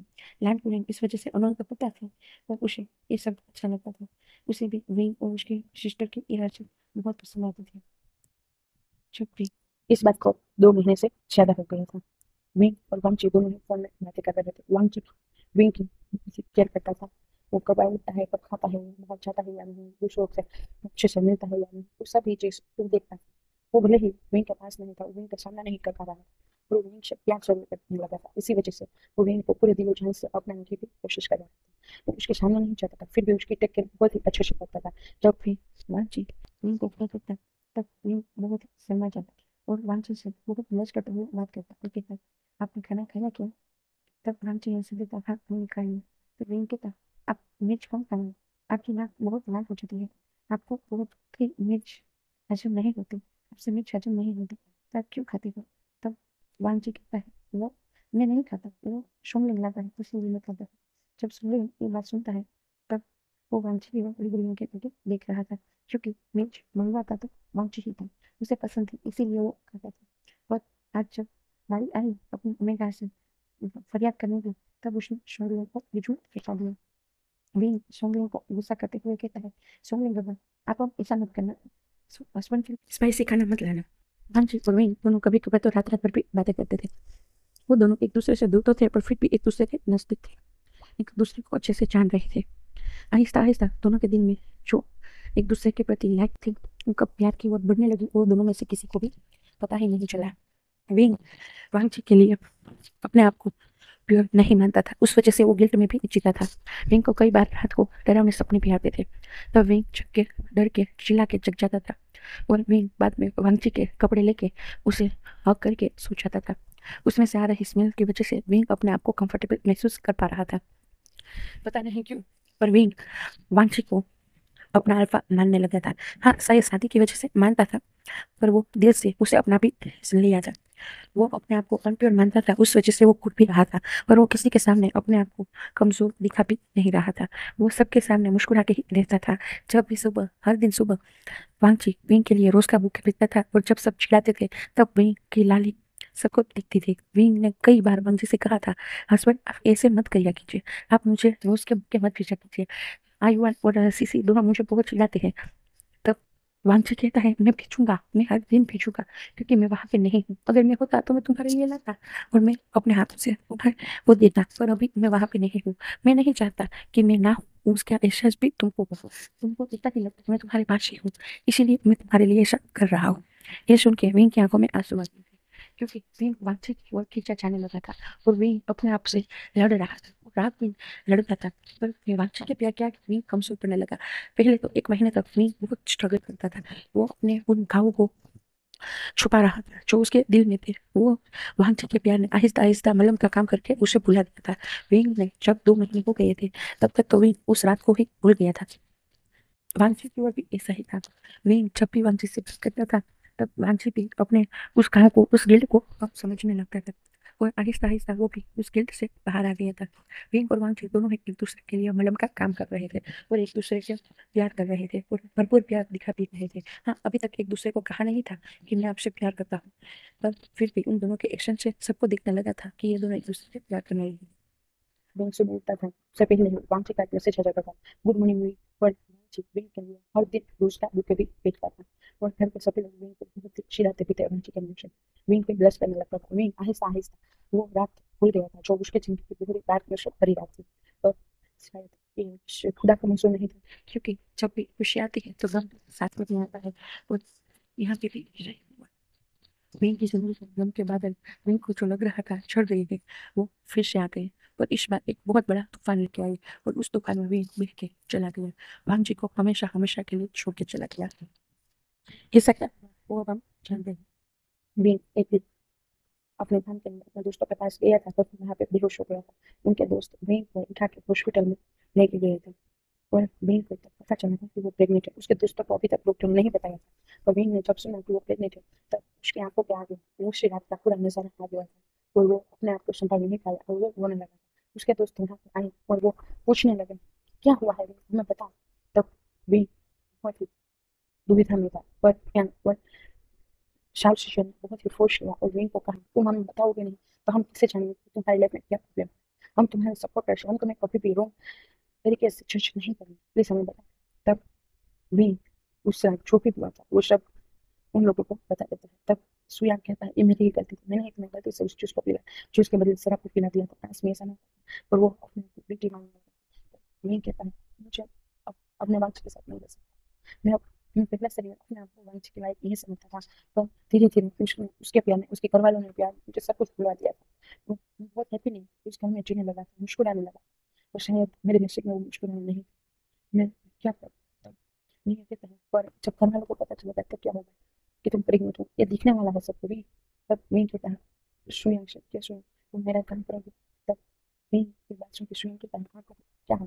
तब नहीं कहता कि तुम मेरे लिए तरह से डिवोर्स पेपर अरेंज करवा दो। डिवोर्स का नाम सुनते हैं नहीं साउथ सेंचुरी, और सुई तीनों शॉक हो गए थे। डिवोर्स।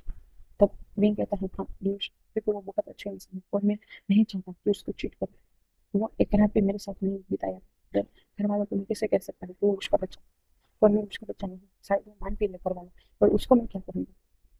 मैं ये बदनामी अपने सिर पे नहीं ले सकता, नहीं अपनी जिंदगी की वो डरावनी रात को वंश से मर सकता है। और मैं कहता हूँ, पर तुम अकेले क्या करोगे। तो भी कहता है, कोई नहीं, मैं अकेले ही जीऊंगा। मैं पहले से ही अपने आप को इतना स्ट्रॉन्ग बना रखा था कि मैं अकेले अपने आप को सरल कर, शायद टाइम आते हैं मुझे यहाँ से जाना होगा। तब ये बात सुन के सब बहुत उदास हो गए थे, और वो कहते हैं, हम तुम्हें पूरी तरीके से सपोर्ट करते हैं, तुम सोचो वंशी के साथ रहना, वंशी को बताना, या फिर वंशी से दूर जाना, हम तुम्हारा सपोर्ट करते हैं। तब मैं कहता हूँ, ठीक है, thank you thank you thank you, मुझे इतने अच्छे दोस्त मिले थे नहीं, बट मेरे इतने अच्छे से दोस्त मुझसे इतने अच्छे से दोस्त नहीं होते हैं। तब उन्हें कहता है, क्या पागल होते हैं, दोस्त इसलिए इसी के लिए होते हैं, दोस्त निभाने के लिए, इसी दुखी के लिए नहीं होते। तब ये थोड़ा सा मुश्किल आता है, तो वो रुक जाता है। दिन वहीं पर एक दो घंटे के बीच में स्वयं फिर से आता है, और वो एक पूरी वेल को देता है और वहाँ से चला जाता है। तब वेल उसे लेता है, तो वहाँ पे वो अपने यूरोप पेपर पे साइन कर देता है, और लंच के लिए एक लेटर लिखता है।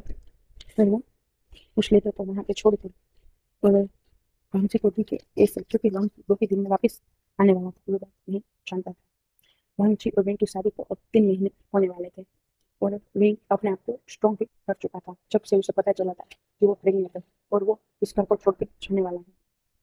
जब उसे पता चला था तब वो 2.5 महीने का प्रेग्नेंट था, तो वो 15 दिन मानसिक घर वालों के साथ बहुत अच्छे से बिता था, क्योंकि वो चाहता था इसी हैप्पी फैमिली में जीने को, वो इन सभी यादों को अपने साथ लेके जाना चाहता था। और वो पूरे घर को बहुत याद करेगा, इस समय में कह भी रहा था। और उस लंच के लिए एक लेटर लिखा था, उसमें अपने दिल का पूरा हाल बता दिया। और जब 6 महीने पूरा होने वाला था, वांची आने वाला था, उससे 2 दिन पहले बिना किसी को बताए रात को छोड़ के चला गया। और उसने लानी को मैसेज करके कहा कि मुझे अपने काम के सिलसिले में कुछ दिन के लिए जाना होगा, मतलब इसलिए मैं चाह रहा हूँ, मैं आ जाऊंगा। लानी को पता नहीं चला कि मैं घर छोड़ के चला गया। तो वांची और वांची भी घर पे वापस आया, वो भी बहुत खुश था, क्योंकि वांची ने इतने दिनों में समझ लिया था कि वो विंग से प्यार करता है, और उसने जो भी किया है वो एक गलती थी। वो उस ओमेगा को नहीं ढूंढ पाया, वो उसकी गलती थी। वो बहुत ही कोशिश कर रहा था उस ओमेगा को ढूंढने की, पर वो उसे नहीं ढूंढ पाया। उसने बहुत ही डिटेक्टिव हायर किए थे, बहुत कुछ किया था, फिर भी वो उस ओमेगा को नहीं ढूंढ पाया। और जिस एरिया में विंग वांची के पास गया था, वहाँ पे सीसीटीवी कैमरास में नहीं था कि वो वांची विंग को कैप्चर कर पाई, वो आइडेंटिफाइड कर पाए। वांछित हताश तो था, पर वो बहुत उत्साह में था, बहुत ही खुश था कि वो अपनी ओमेगा के साथ एक नया सफर स्टार्ट कर पाएगा, और वो बहुत ही खुशी लेकर पे आया था। वो नीचे अपने परिवार के पास भी नहीं रुका, और वो विंग को ढूंढता हुआ ऊपर आया और कहने लगा, विंग विंग कहाँ हो तुम, विंग मैं आ गया विंग। और वो पूरा रूम चेक करता है पर विंग कहीं पे नहीं था। घर वाले भी कहते कहते पीछे से कह रहे थे वांची सुनो वांची, पर वांची किसी की नहीं सुनता और वो अपने रूम में चला जाता है। पर विंग वहाँ पे नहीं था। वो बाथरूम में चेक करता है, बालकनी में चेक करता है, पूरे रूम में चेक करता है, पर विंग कहीं पे नहीं था। वो कुछ पूछने अपने रूम के बाहर जाता, उसे पे नहीं, उसे अपने बेड के पास ड्रेसिंग टेबल पे कुछ कागज जैसा दिखा और उसने दूर से देखा तो वहाँ पे वांची विंग लिखा हुआ। और वांची वहाँ पे गया और उसने देखा तो उसकी आंखें से आंसू भी बहने लगे। वहाँ पे एक डिवोर्स पेपर, उसके ऊपर एक लेटर था और उसने उसको एक बॉक्स के तले नीचे रखा हुआ था। मतलब कि वांची के लिए विंग ने कुछ गिफ्ट रखा था जो उन लेटर और पेपर, डिवोर्स पेपर उन दोनों के ऊपर रखा था। तो वांची ने सबसे पहले उस बॉक्स, जो गिफ्ट बॉक्स था, उसे लिया, साइड में रखा। बाद में उसने डिवोर्स पेपर देखा तो उसके आंखों से आंसू बहने लगे और उसके बाद उसने लेटर को रीड किया। ये रीड करते हुए तो वांची वहीं पे ही गिर गई। तो अब हम जानते हैं कि विंग ने वांची के लिए ऐसा क्या लिखा था उस लेटर में कि वांची की पूरी दुनिया ही बदल गई और वो उसे छोड़ के चला गया। विंग ने लिखा था, डियर हस्बैंड, मैं विंग, मुझे माफ करना, मैं जा रहा हूँ, पर सच कहूँ तो मैं आपके लायक नहीं हूँ। हाँ, मैं एक बुज़दिल की तरह बिना आपसे मिले, बिना आपको बताए ऐसे जा रहा हूँ, छुप के, पर ये मेरी मजबूरी है। आप बहुत अच्छे हो, आप ना होने के बावजूद भी आपने हर तरीके से मेरा ख्याल रखा। मैं जानता हूँ ये शादी आपके लिए भी खुशबुनी थी, पर मैं ये जानता हूँ कि आप सच्चे दिल से हमारी शादी को निभा रहे थे। आपने कभी भी ये एहसास नहीं होने दिया कि आपके लिए ये शादी फोर्सफुली है। पर मैं आपको एक सच बताना चाहता हूँ, अपनी जिंदगी का एक ऐसा काला सच जिसको सुनने के बाद शायद आप मुझे नहीं अपनाओगे और आप मुझे रिजेक्ट कर दोगे। अपनी आंखों में वो रिजेक्शन मैं बर्दाश्त नहीं कर पाऊंगा और उस पेन के साथ मैं चुप ही नहीं पाऊंगा। इसीलिए मैं ऐसा कर रहा हूँ, मुझे माफ करना। मैं आपको छोड़ के जा रहा हूँ, वो भी बिना बताए।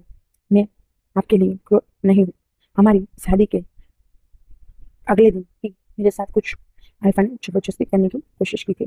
जब हमारी शादी होने वाली थी उसके अगले दिन कुछ अल्फा ने मेरे साथ जबरदस्ती करने की कोशिश की थी, पर मैं जैसे तैसे वहां से आ गया था। पर मैं एक रूम में खिड़की पे खुद को मारने के लिए कूदने ही वाला था, उससे पहले ही पता नहीं कैसे, पर वहां पे कोई और अल्फा था और वो अपनी रट में था। मुझे नहीं पता था, सच में मुझे नहीं पता था वो अल्फा रट में था, वरना मैं उस रूम में चाहता भी नहीं। मैं अपने आप को अनफिट मान रहा था, अनफिट समझ रहा था, इसीलिए मैं उसमें वहां से कूदने वाला था। पर मैं ऐसा करूं उससे पहले ही एक रट में अल्फा ने मेरे साथ मुझे नोच डाला, एक ऐसे वैसे दरिंदे की तरह मुझे नोच डाला। अल्फा हस्बैंड फिर उसका पेन बर्दाश्त के बाहर था। एक ऐसा हैवान था वो कि उसने मेरे सपनों को, मेरी जिंदगी को, मेरे फ्यूचर को, मेरी प्योरिटी को, सब कुछ छीन लिया। मैं सच में आपके लिए प्योर नहीं हूँ, मुझे माफ करना हस्बैंड। और उसकी आंखों में आंसू आ गए थे। शायद वो साफा को लास्ट में समझ आ रहा होगा मैं पेन में हूँ, इसी वजह से उसने अपने आप को कंट्रोल किया और मेरे साथ आहिस्ता आहिस्ता ये सब किया। पर वो मुझे पसंद नहीं आया क्योंकि यहाँ पे आप नहीं थे, वो कोई और था जो मुझे अंदर से मार रहा था। मैं अपने आप को नहीं छुड़ा पाया, मैं उस काबिल ही नहीं था कि मैं अपने आप को उससे छुड़ा पाऊँ। मैं ये सब आपको इसलिए बता रहा हूँ क्योंकि इन 3 महीनों में आपके परिवार में और आपने मुझे इतना प्यार दिया कि मैं आपसे दूर नहीं चल पाया। पर मैं आपके आंखों में आंखें भी नहीं मिलना पाऊंगा। मैं बहुत ही गिल्ट में हूँ, मैं अपने आप को कभी भी माफ नहीं कर पाऊंगा क्योंकि मैं आपके लिए प्योर नहीं हूँ। मैं आपके लिए फीलिंग रखने लगा हूँ, मैं आपसे प्यार करने लगा हूँ, पर मैं उस प्यार के काबिल नहीं हूँ। इसलिए मैं हमेशा हमेशा के लिए आपसे दूर जा रहा हूँ। मैं आपसे दूर जाना भी चाहता हूँ दुश्मन। वे मैं आपका वे एक बदकिस्मत वे कि जिसके नसीब में कभी भी खुशियाँ लिखी ही नहीं थी, जितनी थी वो कुछ चंद पलों की थी। थैंक्स हस्बैंड मुझसे शादी करने के लिए, पर मैं सच में आपके काबिल नहीं हूँ। अलविदा हस्बैंड, मुझे माफ करना। मैं आपका ख्याल नहीं रख पाया, नहीं मैं आपके काबिल बन पाया, नहीं मैं अपने आप को संभाल पाया। मुझे माफ करना हस्बैंड। Love you alpha. हो सके तो मुझे माफ कर देना और अपने लिए कोई अच्छी सी ओमेगा ढूंढ के, आपके लायक जो हो वैसे ओमेगा को ढूंढ के शादी करने में। Love you forever alpha. जब वांची को ये लेटर मिला तब उसकी दुनिया ही पलट गई थी क्योंकि वो खुद एक गिल्ट में था। वो किसी और से संबंध बना के अपने वाइफ के साथ घर गृहस्थी की। जब वांची ने पूरा लेटर रेड किया तो उसे समझ में आ गया कि उसकी ओमेगा कितने प्रेम में थी, जो उसकी आवाज और उसकी उदासी थी। वांची अपने लिए माफी वांची अपने लिए माफी भी नहीं मांग पाया। वांची रोते रोते उस लेटर को अपने सीने से लगाते हुए विंग को कहने लगा, विंग प्लीज़ मुझे माफ़ कर दो, मैं नहीं जल्दी आ पाया, मैं तुम्हारे पेन को नहीं समझ पाया, तुम्हारी आंखों में छुपी उदासी को नहीं समझ पाया। तुम जब भी मुझसे बात करते थे इतनी हैप्पी होकर बात करते थे कि मुझे कभी समझ में ही नहीं आया कि तुम्हारी उस हैप्पीनेस में भी कितना पेन है। मैं अब ये रेट करने के बाद समझ रहा हूँ कि मेरी उम्र का कितना पेन है, पर मुझे ये पता ही नहीं था और अकेले ही तुम ये पेन बर्दाश्त कर रही थी और आज तुम मुझे छोड़ कर चले गए। रो रोने लगा। अब हम 3 साल बाद का समय देते हैं।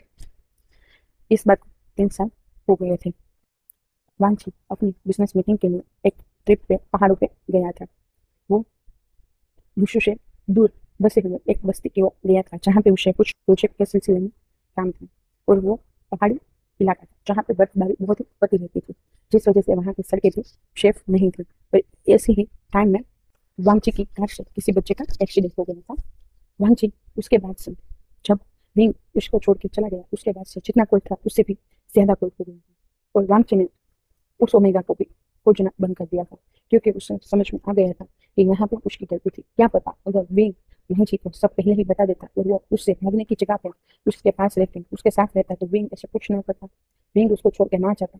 वांची ने विंग से दूरियां ना बनाई होती तो आज विंग उसके साथ होता और वांची इसी गिल्ट में बहुत ही इमोशन लेस हो गया था। जैसा बोलता वो बाहर के लोगों के साथ करता था वैसा ही अनरूखा वैसा ही रूखापन वो अपने घर वालों के साथ ही करने लगा था जो उसको पसंद नहीं आ रहा था।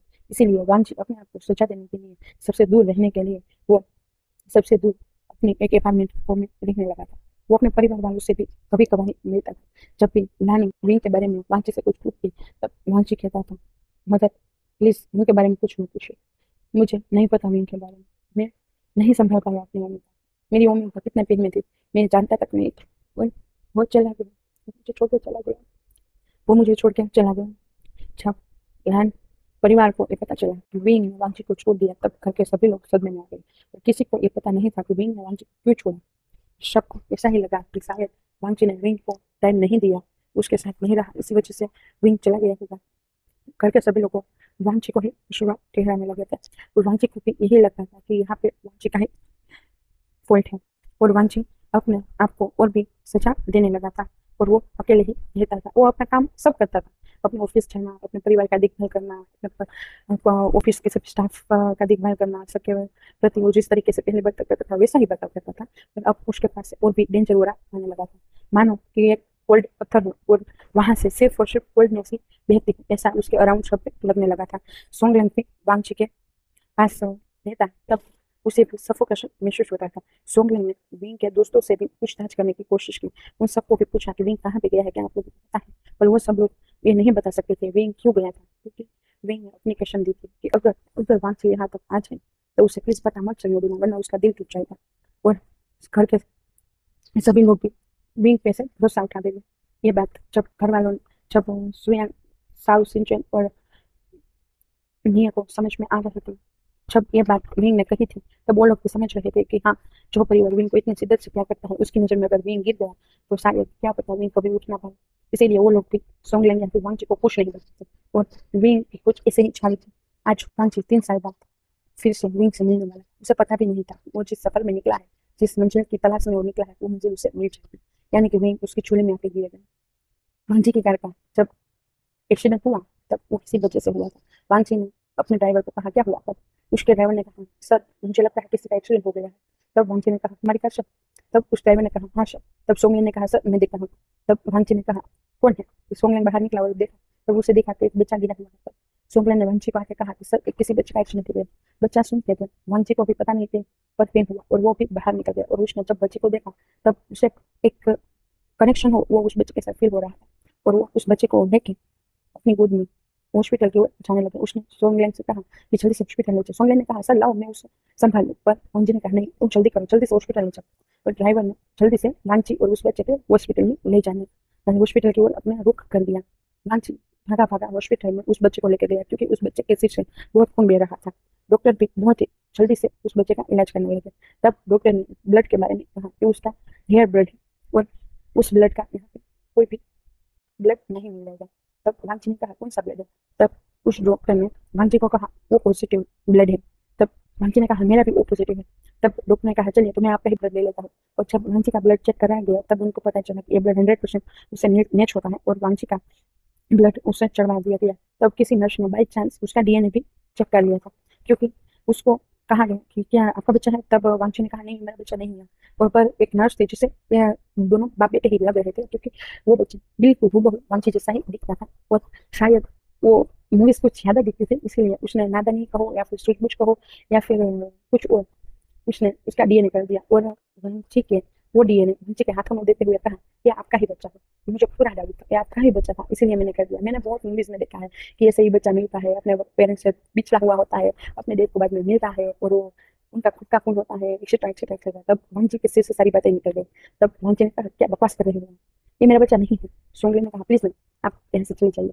तब वो नर्स ने मुंह बनाते हुए कहा मैंने तो आपकी हेल्प की, ये आपका ही बच्चा है, ये देख लीजिए डीएनए 100% मैच हो रहा है, ये आपकी अम्मी के द्वारा पैदा किया हुआ ही बच्चा होगा।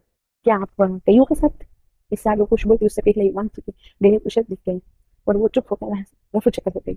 तब वांची अपने सिर पे हाथ रख के बैठ जाता है और वो सोचने लगता क्या उस ओमेगा ने मेरे बच्चे को बच दिया, क्या वाकई में वो ओमेगा है।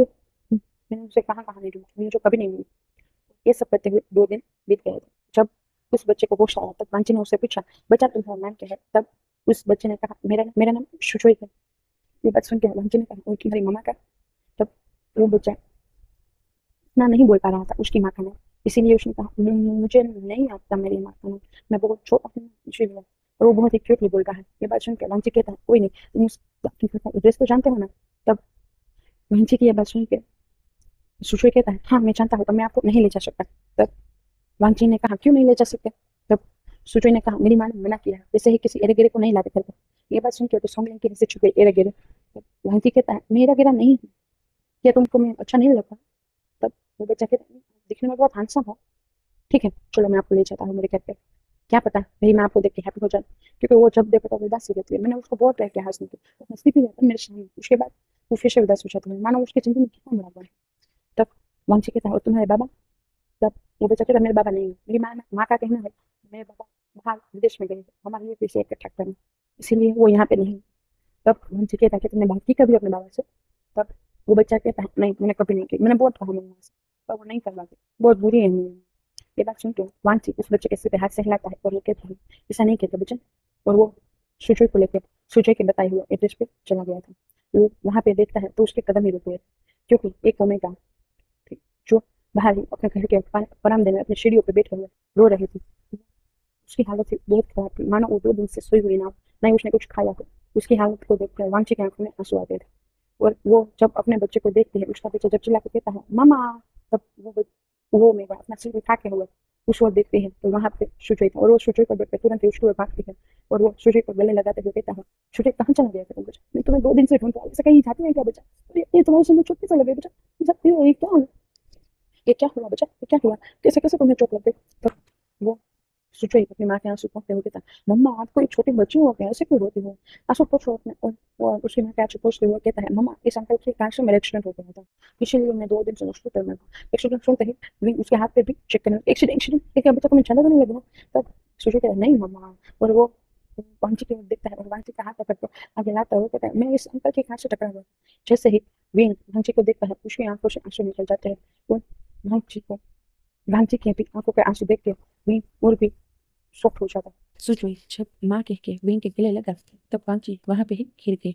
वो वेंग के कदमों में आके गिर गया था, क्योंकि उसे समझ में आ रहा था कि उस लेटर में जिस हैवान की बात वेंग ने करी थी वो हैवान कोई और नहीं वो खुद था। और वो वेंग के सामने ही अपने आप को जब एक के बाद एक तमाचा मारने लगा था। वेंग ये सब बर्दाश्त नहीं कर पाया और वो भाग वेंग जिसके बारे में कह रहा कि जिस आईफोन उसके साथ जबरदस्ती की कोई और आईफोन नहीं खुद था, इसीलिए वो बहुत गिल्ट में आ गया। वो मन में ही कह रहा था क्या मैंने मेरी भूमिका को इतना पेन दे दिया कि उसकी जिंदगी की बुरी याद बन गई, हमारी जो खूबसूरत याद बनी थी वो एक बुरी याद में वो तब्दील हो गई। तब मानसिंह विंग को कहता विंग। तब विंग अपने 2 कदम पीछे ले लेता है, वो कहता है नहीं मैं विंग नहीं। और वो सुचोई का हाथ खींच के अंदर की ओर चला जाता है। मानसिंह दूर पे फिर दौड़ता है और वो फिर पीटने लगता है विंग विंग दरवाजा खोलो, विंग विंग ऐसा नहीं करता, विंग विंग मुझसे बात कर लो विंग विंग। तब विंग भी अंदर रो रहा था, वो कह रहा था नहीं आप चले जाओ, मैं आपसे बात नहीं करना चाहता, प्लीज आप चले जाओ।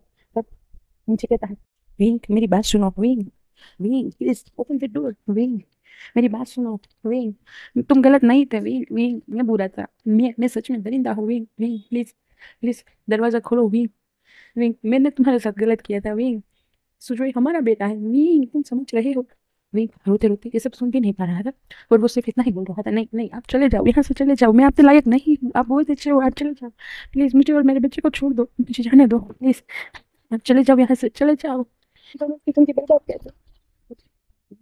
ये बात सुन के विंग, नहीं तुम उसमें आओ, मैं क्या बोल रहा हूँ, मैं था उस रात तुम्हारे साथ, मैं था, होश में आओ, मैं क्या बोल रहा हूँ, सुनो तो सही, विंग अपने होश में आओ, विंग मैं कह रहा हूँ सुजवाई हमारा बच्चा है, हमारा, मेरा और तुम्हारा, उस रात उस क्लब में मैं था तुम्हारे साथ, विंग उस रात में था तुम्हारे साथ, उस रात क्लब में हम दोनों साथ में थे, one night stand with my husband, मैंने सिर्फ और सिर्फ मेरे हस्बैंड के साथ ही वो सब किया था, हाँ मेरा करने का तरीका गलत था पर उसमें मेरा कसूर नहीं था विंग।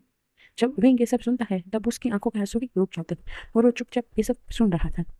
भांगची विंग को कहता है उस रात मुझे ड्रग्स दिए गए थे विंग, और गलती से तुम मेरे कमरे में आ गए, मुझे नहीं पता था कि तुम हो, मेरे हस्बैंड हो, मेरी जान हो, मैं सच में तुमसे बहुत प्यार करता हूँ विंग, मुझे माफ कर दो विंग, तुम्हारे आंसू का जिम्मेदार मैं हूँ, उस रात मैं था, वो विशी दरिंदा मैं था, प्लीज प्लीज विंग मुझे माफ कर दो, मुझे माफ कर दो, पर मैं सच में तुमसे बहुत प्यार करता हूँ wing, I love you I love you I love you I love you, अगर तुम मुझे नहीं मिले तो मैं सच में मर जाऊंगा विंग, प्लीज क्या तुम चाहते हो कि तुम्हारा हस्बैंड मर जाए विंग, अगर तुम नहीं दरवाजा खोलोगे तो मैं सच में मर जाऊंगी।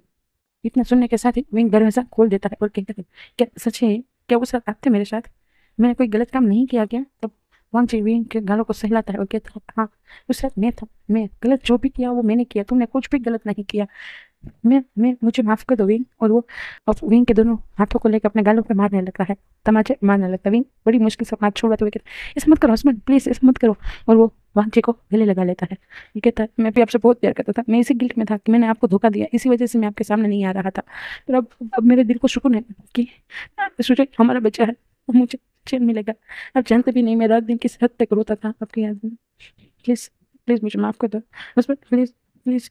तब भांजी भी विंग को हक करते हुए कह रहा था प्लीज मुझे माफ कर दो विंग, मैंने गलती की, मेरी गलती थी, मैं अगर तुम्हें छोड़ के ही नहीं चाहता तो हम दोनों बात कर पाते और ये बात सोल्व हो जाती, सॉरी मुझे माफ कर दो। दूर से देख रहा है सोंगलिंग भी कहता है हाँ थैंक गॉड इन दोनों के प्रॉब्लम सोल्व हो गए, चैन से मेरा फ्रेंड और मेरी लिटिल ब्रो चैन से जी पाएंगे। वांग जीविंग को कहता है अब तुम यहाँ पे नहीं रहोगे, तुम चलो मेरे साथ फिर से हमारे शहर हमारे घर पे, वहाँ पे सब लोग तुम्हारी बहुत आतुरता से राह देख रहे हैं, चल। और वो सूची का हाथ पकड़ लेता है, तो विंग कहता पहले सामान तो लेना दो, तो वांगची कहता नहीं वो भी नहीं, वो सब आ जाएगा, तुम चलो, मुझसे राह नहीं रखा देखा जा रहा है, तुम चलो। और वांगची की ऐसी हरकत को देख कर विंग मुस्कुरा देता है, तो वो वांगची के पीछे पीछे जाने लगता है, वांगची ने एक हाथ विंग का पकड़ा था और एक हाथ सूची का, और वो दोनों को कान में बहुत प्यार से दिखता है, और वहां से अपने घर की ओर लाल मिंसन की ओर निकल पड़ता है। जब वांगची और विंग घर पे पहुंचते हैं और उनके साथ एक बच्चा भी होता है, ये देख कर तो लानी बहुत सख्त हो गई थी, और घर में सबको वांगची पूरा सच बता देता है कि क्या हुआ था, कैसे वो विंग से मिला था और कैसे विंग के साथ उसने बदतमीजी की थी, और विंग इसी गिल्ट में था कि उसने बेवफाई की और वो इसीलिए मुझे छोड़ के चला गया। तब रानी विंग के पास जाती है और विंग के सिर पे हाथ सिलाते हुए कहती है विंग बच्चा इतना बड़ा बात थी तो हमें बात करते ना, कुछ ना कुछ सोल्यूशन निकल जाए, क्योंकि तुम प्रेग्नेंट हो गई थी तो तुम हमें बता सकते थे ना। तो विंग कहता माँ पर मुझे नहीं पता था ना कि वांछित का ये पता होता तुमने ऐसा नहीं करता, मुझे तो लाइफ नहीं इसलिए मैं यहाँ से चला गया। तब तब रानी विंग को हक करती हुई कहती है प्यारा बच्चा, मेरा वांछित लाइफ तुम्हारे अलावा कोई हो ही नहीं सकता, और सब लोग फिर से हैप्पी हो जाते हैं और सभी हैप्पी रहने लगते हैं। भांची और भी दोनों वापस आ गए थे सुशे के साथ, उसे भी 2 हफ्ते होने वाले थे।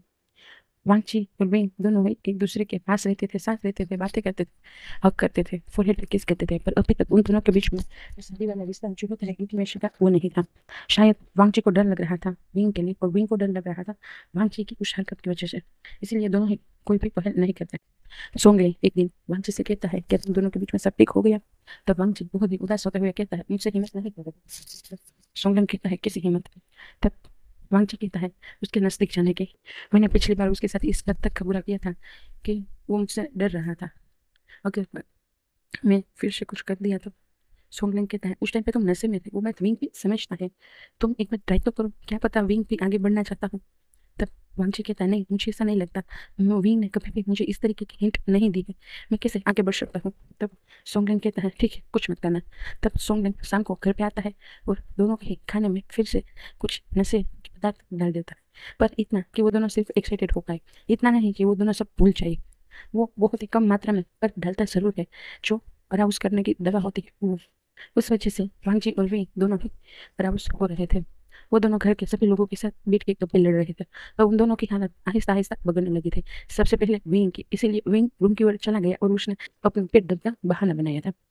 विंग चला गया और रूम में जाकर वो अपने आप को कपड़ों को निकालने लगा। वो कहने लगा, इतनी गर्मी क्यों लग रही है? अभी तो मेरा हीट का भी टाइम नहीं है, क्या हुआ है मुझे? हाँ, बहुत गर्मी है। गर्मी, गर्मी, गर्मी, हाँ, गर्मी है। और इसी भी वो है, पर फिर भी गर्मी। तभी पीछे से वांगची आता है और वांगची आके ही सीधा विंग को बैग से हक कर लेता है, जिससे विंग एक सेकंड के लिए डर जाता है और वो पीछे मुड़ के देखता है तो वांगची था। विंग वांगची की आंखों को देखता है तो नशे में थी। विंग वांगची को कहता है, हस्बैंड, हस्बैंड। और वो उसके गालों को थपथपा रहा था और कह रहा था, हस्बैंड, हस्बैंड, क्या आप नशे में हो, हस्बैंड? तब वांगची विंग को कहता है, विंग, आई लव यू, मैं तुमसे बहुत प्यार करता हूँ। विंग, मुझे माफ कर दो ना, मैं तुम्हारे पास आना चाहता हूँ, तुम्हें हक करना चाहता हूँ, किस करना चाहता हूँ, तुम्हारे अंदर अपने आप को रिलीज करना चाहता हूँ। और वो मुश्किल आने लगता है। ये सुन के तो विंग के गाल भी लाल हो गए थे और वो वांगची को हिलाते हुए कहता है, हस्बैंड, आपने शराब पी क्या? तब वांगची कहता है, नहीं, मैंने नहीं पिया। तब विंग कहता है, नहीं, आपने पी है, आप नशे में हो। तब वांगची फिर से नशे में कहता है, नहीं, मुझे शराब की नहीं जरूरत है, मैं तो तुम्हारे प्यार में ही नशे में डूबा हुआ हूँ। ये सुन के विंग आंटी के सिर पे चपेट मारता है और वो कहता है, बुद्धू हुआ। तब विंग नशे में ही कहता है, विंग, तुम मुझे प्यार नहीं करते, तुम मुझे गलत समझते हो, तुम मुझे अपना अल्फा नहीं मानते। तो विंग कहता है, आप ओवर एक्टिंग कर रहे हो अल्फा, मुझे पता है आप इतना नशे में नहीं हो सकते। तब विंग की ये बात सुन के वंशी विंग की ओर देखता है, पर फिर भी वही एक्टिंग दोहराते हुए कहता है, मैं नशे में नहीं हूँ, मैं तुम्हारे प्यार में हूँ। तब विंग कहता है, मुझे बहुत अच्छे से पता है, हाँ, आपको भी कुछ पिलाया गया है, पर इतना नहीं कि आप इतने नशे में हो जाओ, क्योंकि मैं बहुत अच्छे से जानता हूँ आपको ड्रिंक टॉलरेट होती है, आप बड़ी से बड़ी और स्ट्रॉन्ग से स्ट्रॉन्ग ड्रिंक पी सकते हो। इसीलिए ये सब नाटक बंद करो और चुपचाप अपने असली अवतार में आ जाओ। तब वंश खड़ा हो जाता है अच्छे से स्ट्रेट पोजीशन में, कहता है, ठीक है, मैं अब नाटक नहीं करता, तो मैं सच में तुम्हारे पास आना चाहता हूँ। तो विंग कहता है, तो आपको मना किसने किया है, आप आ सकते हो। तब ये सुन के विंग कहता है, विंग के बाद सुन के वंशी कहता है, पर मुझे लगता है तुम्हें मुझसे डर लगता है, इसलिए मैं नहीं आ रहा था। तब विंग वांगची के पास खुद जाता है और वो वांगची के गले में अपना हाथ डालते हुए कहता है, डर, डर लगता है, मना नहीं करूँगा, पर तब उस टाइम पे आप नशे में थे, भी आप मेरे हस्बैंड हो। उस टाइम पे मुझे पता नहीं था कि आप मेरे हस्बैंड हो। अगर पता होता तो शायद मैं अच्छे से वो चीज़ इंजॉय करता, कि जो भी हो, जब भी, पर मेरा हस्बैंड ही तो था। इसीलिए आप चाहो तो मुझे फिर से क्लेम कर सकते हो। इतना सुनना है कि ही देरी थी, वांगजी ने विंग को गोद में उठा लिया और उसे लेके बेड पे कूद गया और वो विंग को बहुत ही ब्रूटली किस करने लगा था और विंग के कपड़े रिमूव करने लगा था। लबों से लबों मिल रही है, रूह से रूह मिल रही है, जिस्म से जिस्म मिल रही है, सारे सपने पूरे हो रहे हैं। रूह तक का सफर तन से होके गुजरता है और तन का सफर मन से होके गुजरता है। तुमको छू लिया मानो खुदा को छू लिया, तुम्हारे प्यार में डूबा इस कदर कि इस जहाँ भूल दिया। तुमको अपने प्यार से फुल कर दूं मैं और दे दूं एक नई चाह तुम्हारी गोद में। मैं तुम्हारा अल्फा तुमसे ये चाहता हूँ कि दे दूं, दे दो तुम मुझे तुम्हारी ही एक नई सी छवि। इसी के साथ पंची और मी दोनों ही अपने कार्यक्रम में जुड़ गए थे। सुबह हो गई थी। आई सुजोई अपने माँ बाबा के रूम को खटखटा रहा था, पर कोई भी रूम नहीं खोल रहा था। जब सुजोई ये कर रहा था तब आयुआन वहाँ पे आता है और वो कहता है, क्या हो गया सुजोई? तब सुजोई कहता है, अंकल, माँ बाबा का रूम नहीं खोल रहे हैं, मुझे उनके रूम में जाना है, मुझे स्कूल पे जाने की देरी हो रही है। ये सुन के आयुआन समझ गया था कि उन दोनों ने नाइट को बहुत ही तगड़ी वाली मेहनत की है। इसलिए आयुआन सुजोई को अपने साथ ले जाता है और वो कहता है, चलो आज मैं तुम्हें तुम्हारे स्कूल पे छोड़ देता हूँ, तुम्हारे मॉम डैड को आराम करने दो। और वांगची और विंग को वहाँ पे ही अपने रूम में ही छोड़ के आयुआन चला जाता है। आयुआन के साथ सुजोय चला जाता है। सुजोय पीछे मुड़ मुड़ के देख तो रहा था कि वो दोनों डोर क्यों नहीं खोल रहे हैं, पर आयुआन सुजोय का हाथ पकड़ के वहां से चला जाता है। ऐसे ही समय बीतने लगा था। उन दोनों के बीच में बहुत ही गहरा प्यार सबको दिख रहा था। वो दोनों ही एक दूसरे से बहुत प्यार करते थे। वो एक दूसरे का प्यार सभी के सामने जताते भी थे। वांगची तो अब बहुत बेशरम हो गया था। जितना कोल्ड वांगची सबको पहले दिखा था, अब उतना ही नरम वांगची सब देख रहे थे। इसे देख के तो सबको शौक लग रहा था, पर सब समझ रहे थे प्यार चीज ही ऐसी है, उस चाहे पत्थर हो उसको भी पिघला देती है। तो ये तो एक इंसान है, इंसान के बर्ताव को कैसे ना बदले। वांगची विंग के प्यार में बावरा बना ही घूमता था। विंग वांगची के ऑफिस में भी जाता था और वो वहाँ पे भी सबसे प्यार से बात करता था। विंग का जो पैशन था परफ्यूम बनाने का, वो ही वांगची ने उसे अपनाने दिया था और वो वांगची के साथ ही उसकी एक अलग ब्रांच में काम करता था और वहाँ का CEO विंग था। विंग की ज़िंदगी का जितना भी गम था वो वांगची के आने की वजह से सब दूर हो गया था। ऐसे ही समय बीतने लगा था। 2-3 महीने के बाद एक और खुशखबर आई थी कि विंग प्रेग्नेंट है फिर से। इस बार वांगची विंग का बहुत बहुत प्यार से ख्याल रखता है। वो उसे कहीं जाने भी नहीं देता। एक दिन विंग अपने ऑफिस में काम कर रहा था, तब वो वहाँ पे बेहोश होकर गिर गया था। उसकी मीटिंग चल रही थी और उसी दौरान वो बेहोश हो गया था। ये देख के सब पैनिक हो गए थे। वहाँ पे वांगची या फिर कोई लांस नहीं थे, क्योंकि ये कंपनी विंग की थी और विंग ही चलाता था। विंग का सेक्रेटरी शुयान लान वांगची को कॉल करता है, पर लान वांगची कॉल रिसीव नहीं कर रहा था। वो किसी मीटिंग में था, इसीलिए लान सिचन को कॉल किया गया था। लान सिचन बहुत ही हड़बड़ी में भागता भागता वहाँ पे आया था। अभी लान सिचन भी प्रेग्नेंट था, उसकी भी शादी हो गई थी। उसकी शादी यानली से हुई थी और वो यानली के साथ उसके घर पे ही रहता था। लान सिचन और यानली दोनों ही मिलकर विंग को हॉस्पिटल ले जाते हैं। उसके स्टाफ वालों ने भी उसे हॉस्पिटल में ही एडमिट कर दिया था। बाद में वो दोनों वहाँ पे जाते हैं और घर के सभी को भी पता चलता है और सब लोग वहाँ पे पहुँचते हैं। वांगची बहुत लेट पहुँचा था। विंग को तब तक होश आ गया था। वो बहुत ही आतुरता से वांगची की राह देख रहा था कि अभी तक वांगची क्यों नहीं आया, पर वांगची अपनी मीटिंग के सिलसिले में बाहर गया था। इस वजह से उसे पहुँचने में देर हो गई थी। जैसे ही वांगची आता है और वो देखता है कि विंग हॉस्पिटल बेड पे है, तब वो भाग के विंग के पास जाता है और उसको छूते हुए देखने लगता है। विंग क्या हुआ बाबू, क्या हुआ? और वो उसके हाथ मुंह गाल सबको छूते हुए देखने लगता है। कहीं पे लग गई क्या, कहीं पे लग गई क्या? लानी वांछी के सिर पे चपेट मारते हुए कहती, उसे लगी नहीं है तो उसकी जो हालत है उसकी जिम्मेदार तुम हो। ये बात सुन के लान वांची भी मैं अपनी माँ के घूमता हुआ कहता है, माँ मैंने क्या कर दिया? मैं कभी विंग को कुछ नहीं करता, मैं विंग पे कभी हाथ नहीं उठाता, मैं विंग को ऊंची आवाज में भी बात नहीं करता, मैंने कुछ नहीं किया माँ, मैंने कुछ नहीं किया। विंग बताओ मैंने कभी कुछ किया क्या? मैंने कभी तो तुम्हारे साथ कुछ बुरा बर्ताव नहीं किया। तब विंग वांची का हाथ पकड़ता है और उसकी बेली पे लगाता है। तब वांची कुछ देर तक कुछ समझता नहीं और वो अभी भी बड़बड़ाता है, मैंने कुछ नहीं किया, मैंने कुछ नहीं किया। तब थोड़ी देर बाद वांची को विश्वास होता है कि विंग ने वांची को जब विश्वास होता है कि विंग क्या कहना चाहता है, तब वो खुशी के मारे रोने लगता है और वो बहुत जोर जोर से रोते हुए विंग को हक करते हुए कहता है, विंग विंग विंग मैं आपको बहुत बहुत बहुत हैप्पी हूँ। मैं सूर्य के टाइम पे सच में वो चीज़ मिस कर गया था। विंग बहुत बहुत हैप्पी हूँ। I love you, I love you, love you, love you, love you so much. और वो सबके सामने ही विंग को किस कर देता है, वो लिपि और बहुत ही स्ट्रॉन्ग किस करता है। ये देख के नहीं वांची के शोल्डर पे एक चपेट मारते हुए कहते, उसे छोड़ दो, उसे सांस तो लेने दो। तब वांची विंग को गालों को सही कहते, सॉरी सॉरी सॉरी, अपने सामने करो और अपने मन के सामने दोनों कान पकड़ के सॉरी सॉरी, और घर पे सभी के सामने कहते सॉरी सॉरी सॉरी। सब वांची के ऐसे बावड़ेपन को देख के बहुत हैप्पी थे। सब लोग समझ रहे थे कि सूरज के टाइम पे वहाँ पे नहीं था, तब विंग ने कितना जबरदस्त किया था। पर अब वो जब भी तब वो कितना हैप्पी था। वांची ने विंग के तीनों महीने एक सपने की तरह पूरा किए थे। मानो कि विंग को सपने में हो और वांची उसके हर सपने को पूरा कर रहा। इतनी प्यार से इसने महसूस है, इसने विंग को रखा था कि विंग पूरी खुशी के मारे बोल रहा था। तब वांची विंग के आंसू को पकड़ते हुए कहता है, मैं कोई कोई कोई कमी नहीं रखना चाहता तुम्हारे आने वाले बेबी की लाइफ में। हाँ मैंने पहले गलती की थी पर मैं सूर्य का वजूद नहीं देख रहा था, पर मैं अब कोई गलती नहीं करना चाहता। पर मैं सूर्य को जो प्यार नहीं कर पाया था उसके पैदा होने के टाइम पे वो सब पूरा प्यार इन बच्चों को जरूर दूंगा। और इससे भी वांची और विंग का समय शायद मिल गया था। ऐसे ही वांची और विंग की लाइफ हैप्पी बीतने लगती है। इस बार घर के सभी लोग विंग को बहुत प्यार करते हैं, बहुत ही हैप्पीली उसको रखते हैं, उसकी हर विश को पूरा करते हैं। वो विंग जो भी मांगता जब भी मांगता वो ला के करके सभी लोग देते थे। वांगची तो खड़े पग ही देता था। विंग को जब भी पेन होता पैरों में या फिर उसको कुछ भी खाने का मन होता तो वांगची वो सब करता जो विंग चाहता। लानी भी विंग को मौका प्यार देती थी, जो प्यार विंग को अपने बचपन में नहीं मिला था। वो प्यार, वो अपनापन, वो घर वाली फीलिंग, वो सब कुछ विंग को शादी के बाद वांची के घर से मिला था। उसी वजह से विंग बहुत बहुत बहुत हैप्पीली रहता था और उसकी प्रेगनेंसी बहुत ही हैप्पीली गुजर रही थी।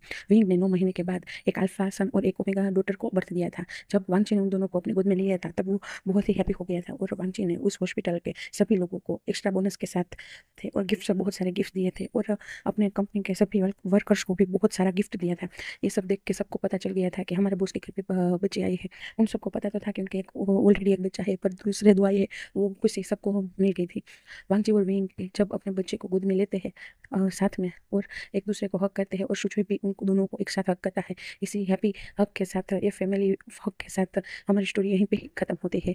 हाँ, अब मैं बता देती हूँ कि हमारी स्टोरी में जो एक मेन पॉइंट था वो ये था कि उन दोनों के बीच में बातों का सिलसिला था, पर जो पर्सनल बात थी, जो हकीकत में उन दोनों को बात शेयर करनी चाहिए थी एक दूसरे की, वो उन दोनों ने की ही नहीं थी। अगर वो दोनों एक दूसरे से अपनी ज़िंदगी का वो काला सच एक दूसरे को बता देते तब उनके ज़िंदगी में इतना पेन ना आता। रिश्ता वही होता है जहाँ पे कोई पर्दा ना हो। इन दोनों ने अपनी ज़िंदगी का काला सच ना बता के उस रिश्ते को कमज़ोर कर दिया था। जब उन दोनों के बीच में वो पर्दा हटा तब उनका रिश्ता और भी स्ट्रॉन्ग, और भी खूबसूरत और भी मजबूत बन के उभर आया था। हमारी रियल लाइफ में भी यही होता है। इसीलिए जब भी जो भी रिश्ता निभाओ पूरे दिल से और पूरी सच्चाई से निभाओ ताकि आपकी ज़िंदगी खुशियों से भरी रहे। आप सबको मेरी ओर से थैंक यू। मेरे 150 सब्सक्राइबर हो गए हैं। अगर इसी तरह आपका प्यार और सपोर्ट रहा तो मेरे 1000 सब्सक्राइब होने में देर नहीं लगेगी। आप सबको थैंक यू और आप सबको बहुत-बहुत सारा थैंक यू कि आप सब लोग मुझे सपोर्ट करते हो, मेरी स्टोरी को पसंद करते हो और मेरी स्टोरी को लाइक भी करते हो। अगर आप लोगों को मेरी स्टोरी पसंद आई है तो लाइक करना, शेयर करना और कमेंट करना और सब्सक्राइब करके जाना और ताकि मेरे 1000 सब्सक्राइबर हो जाए और मेरी मेहनत वसूल हो जाए। Thank you all, bye. अब हम मिलते हैं अगली स्टोरी में।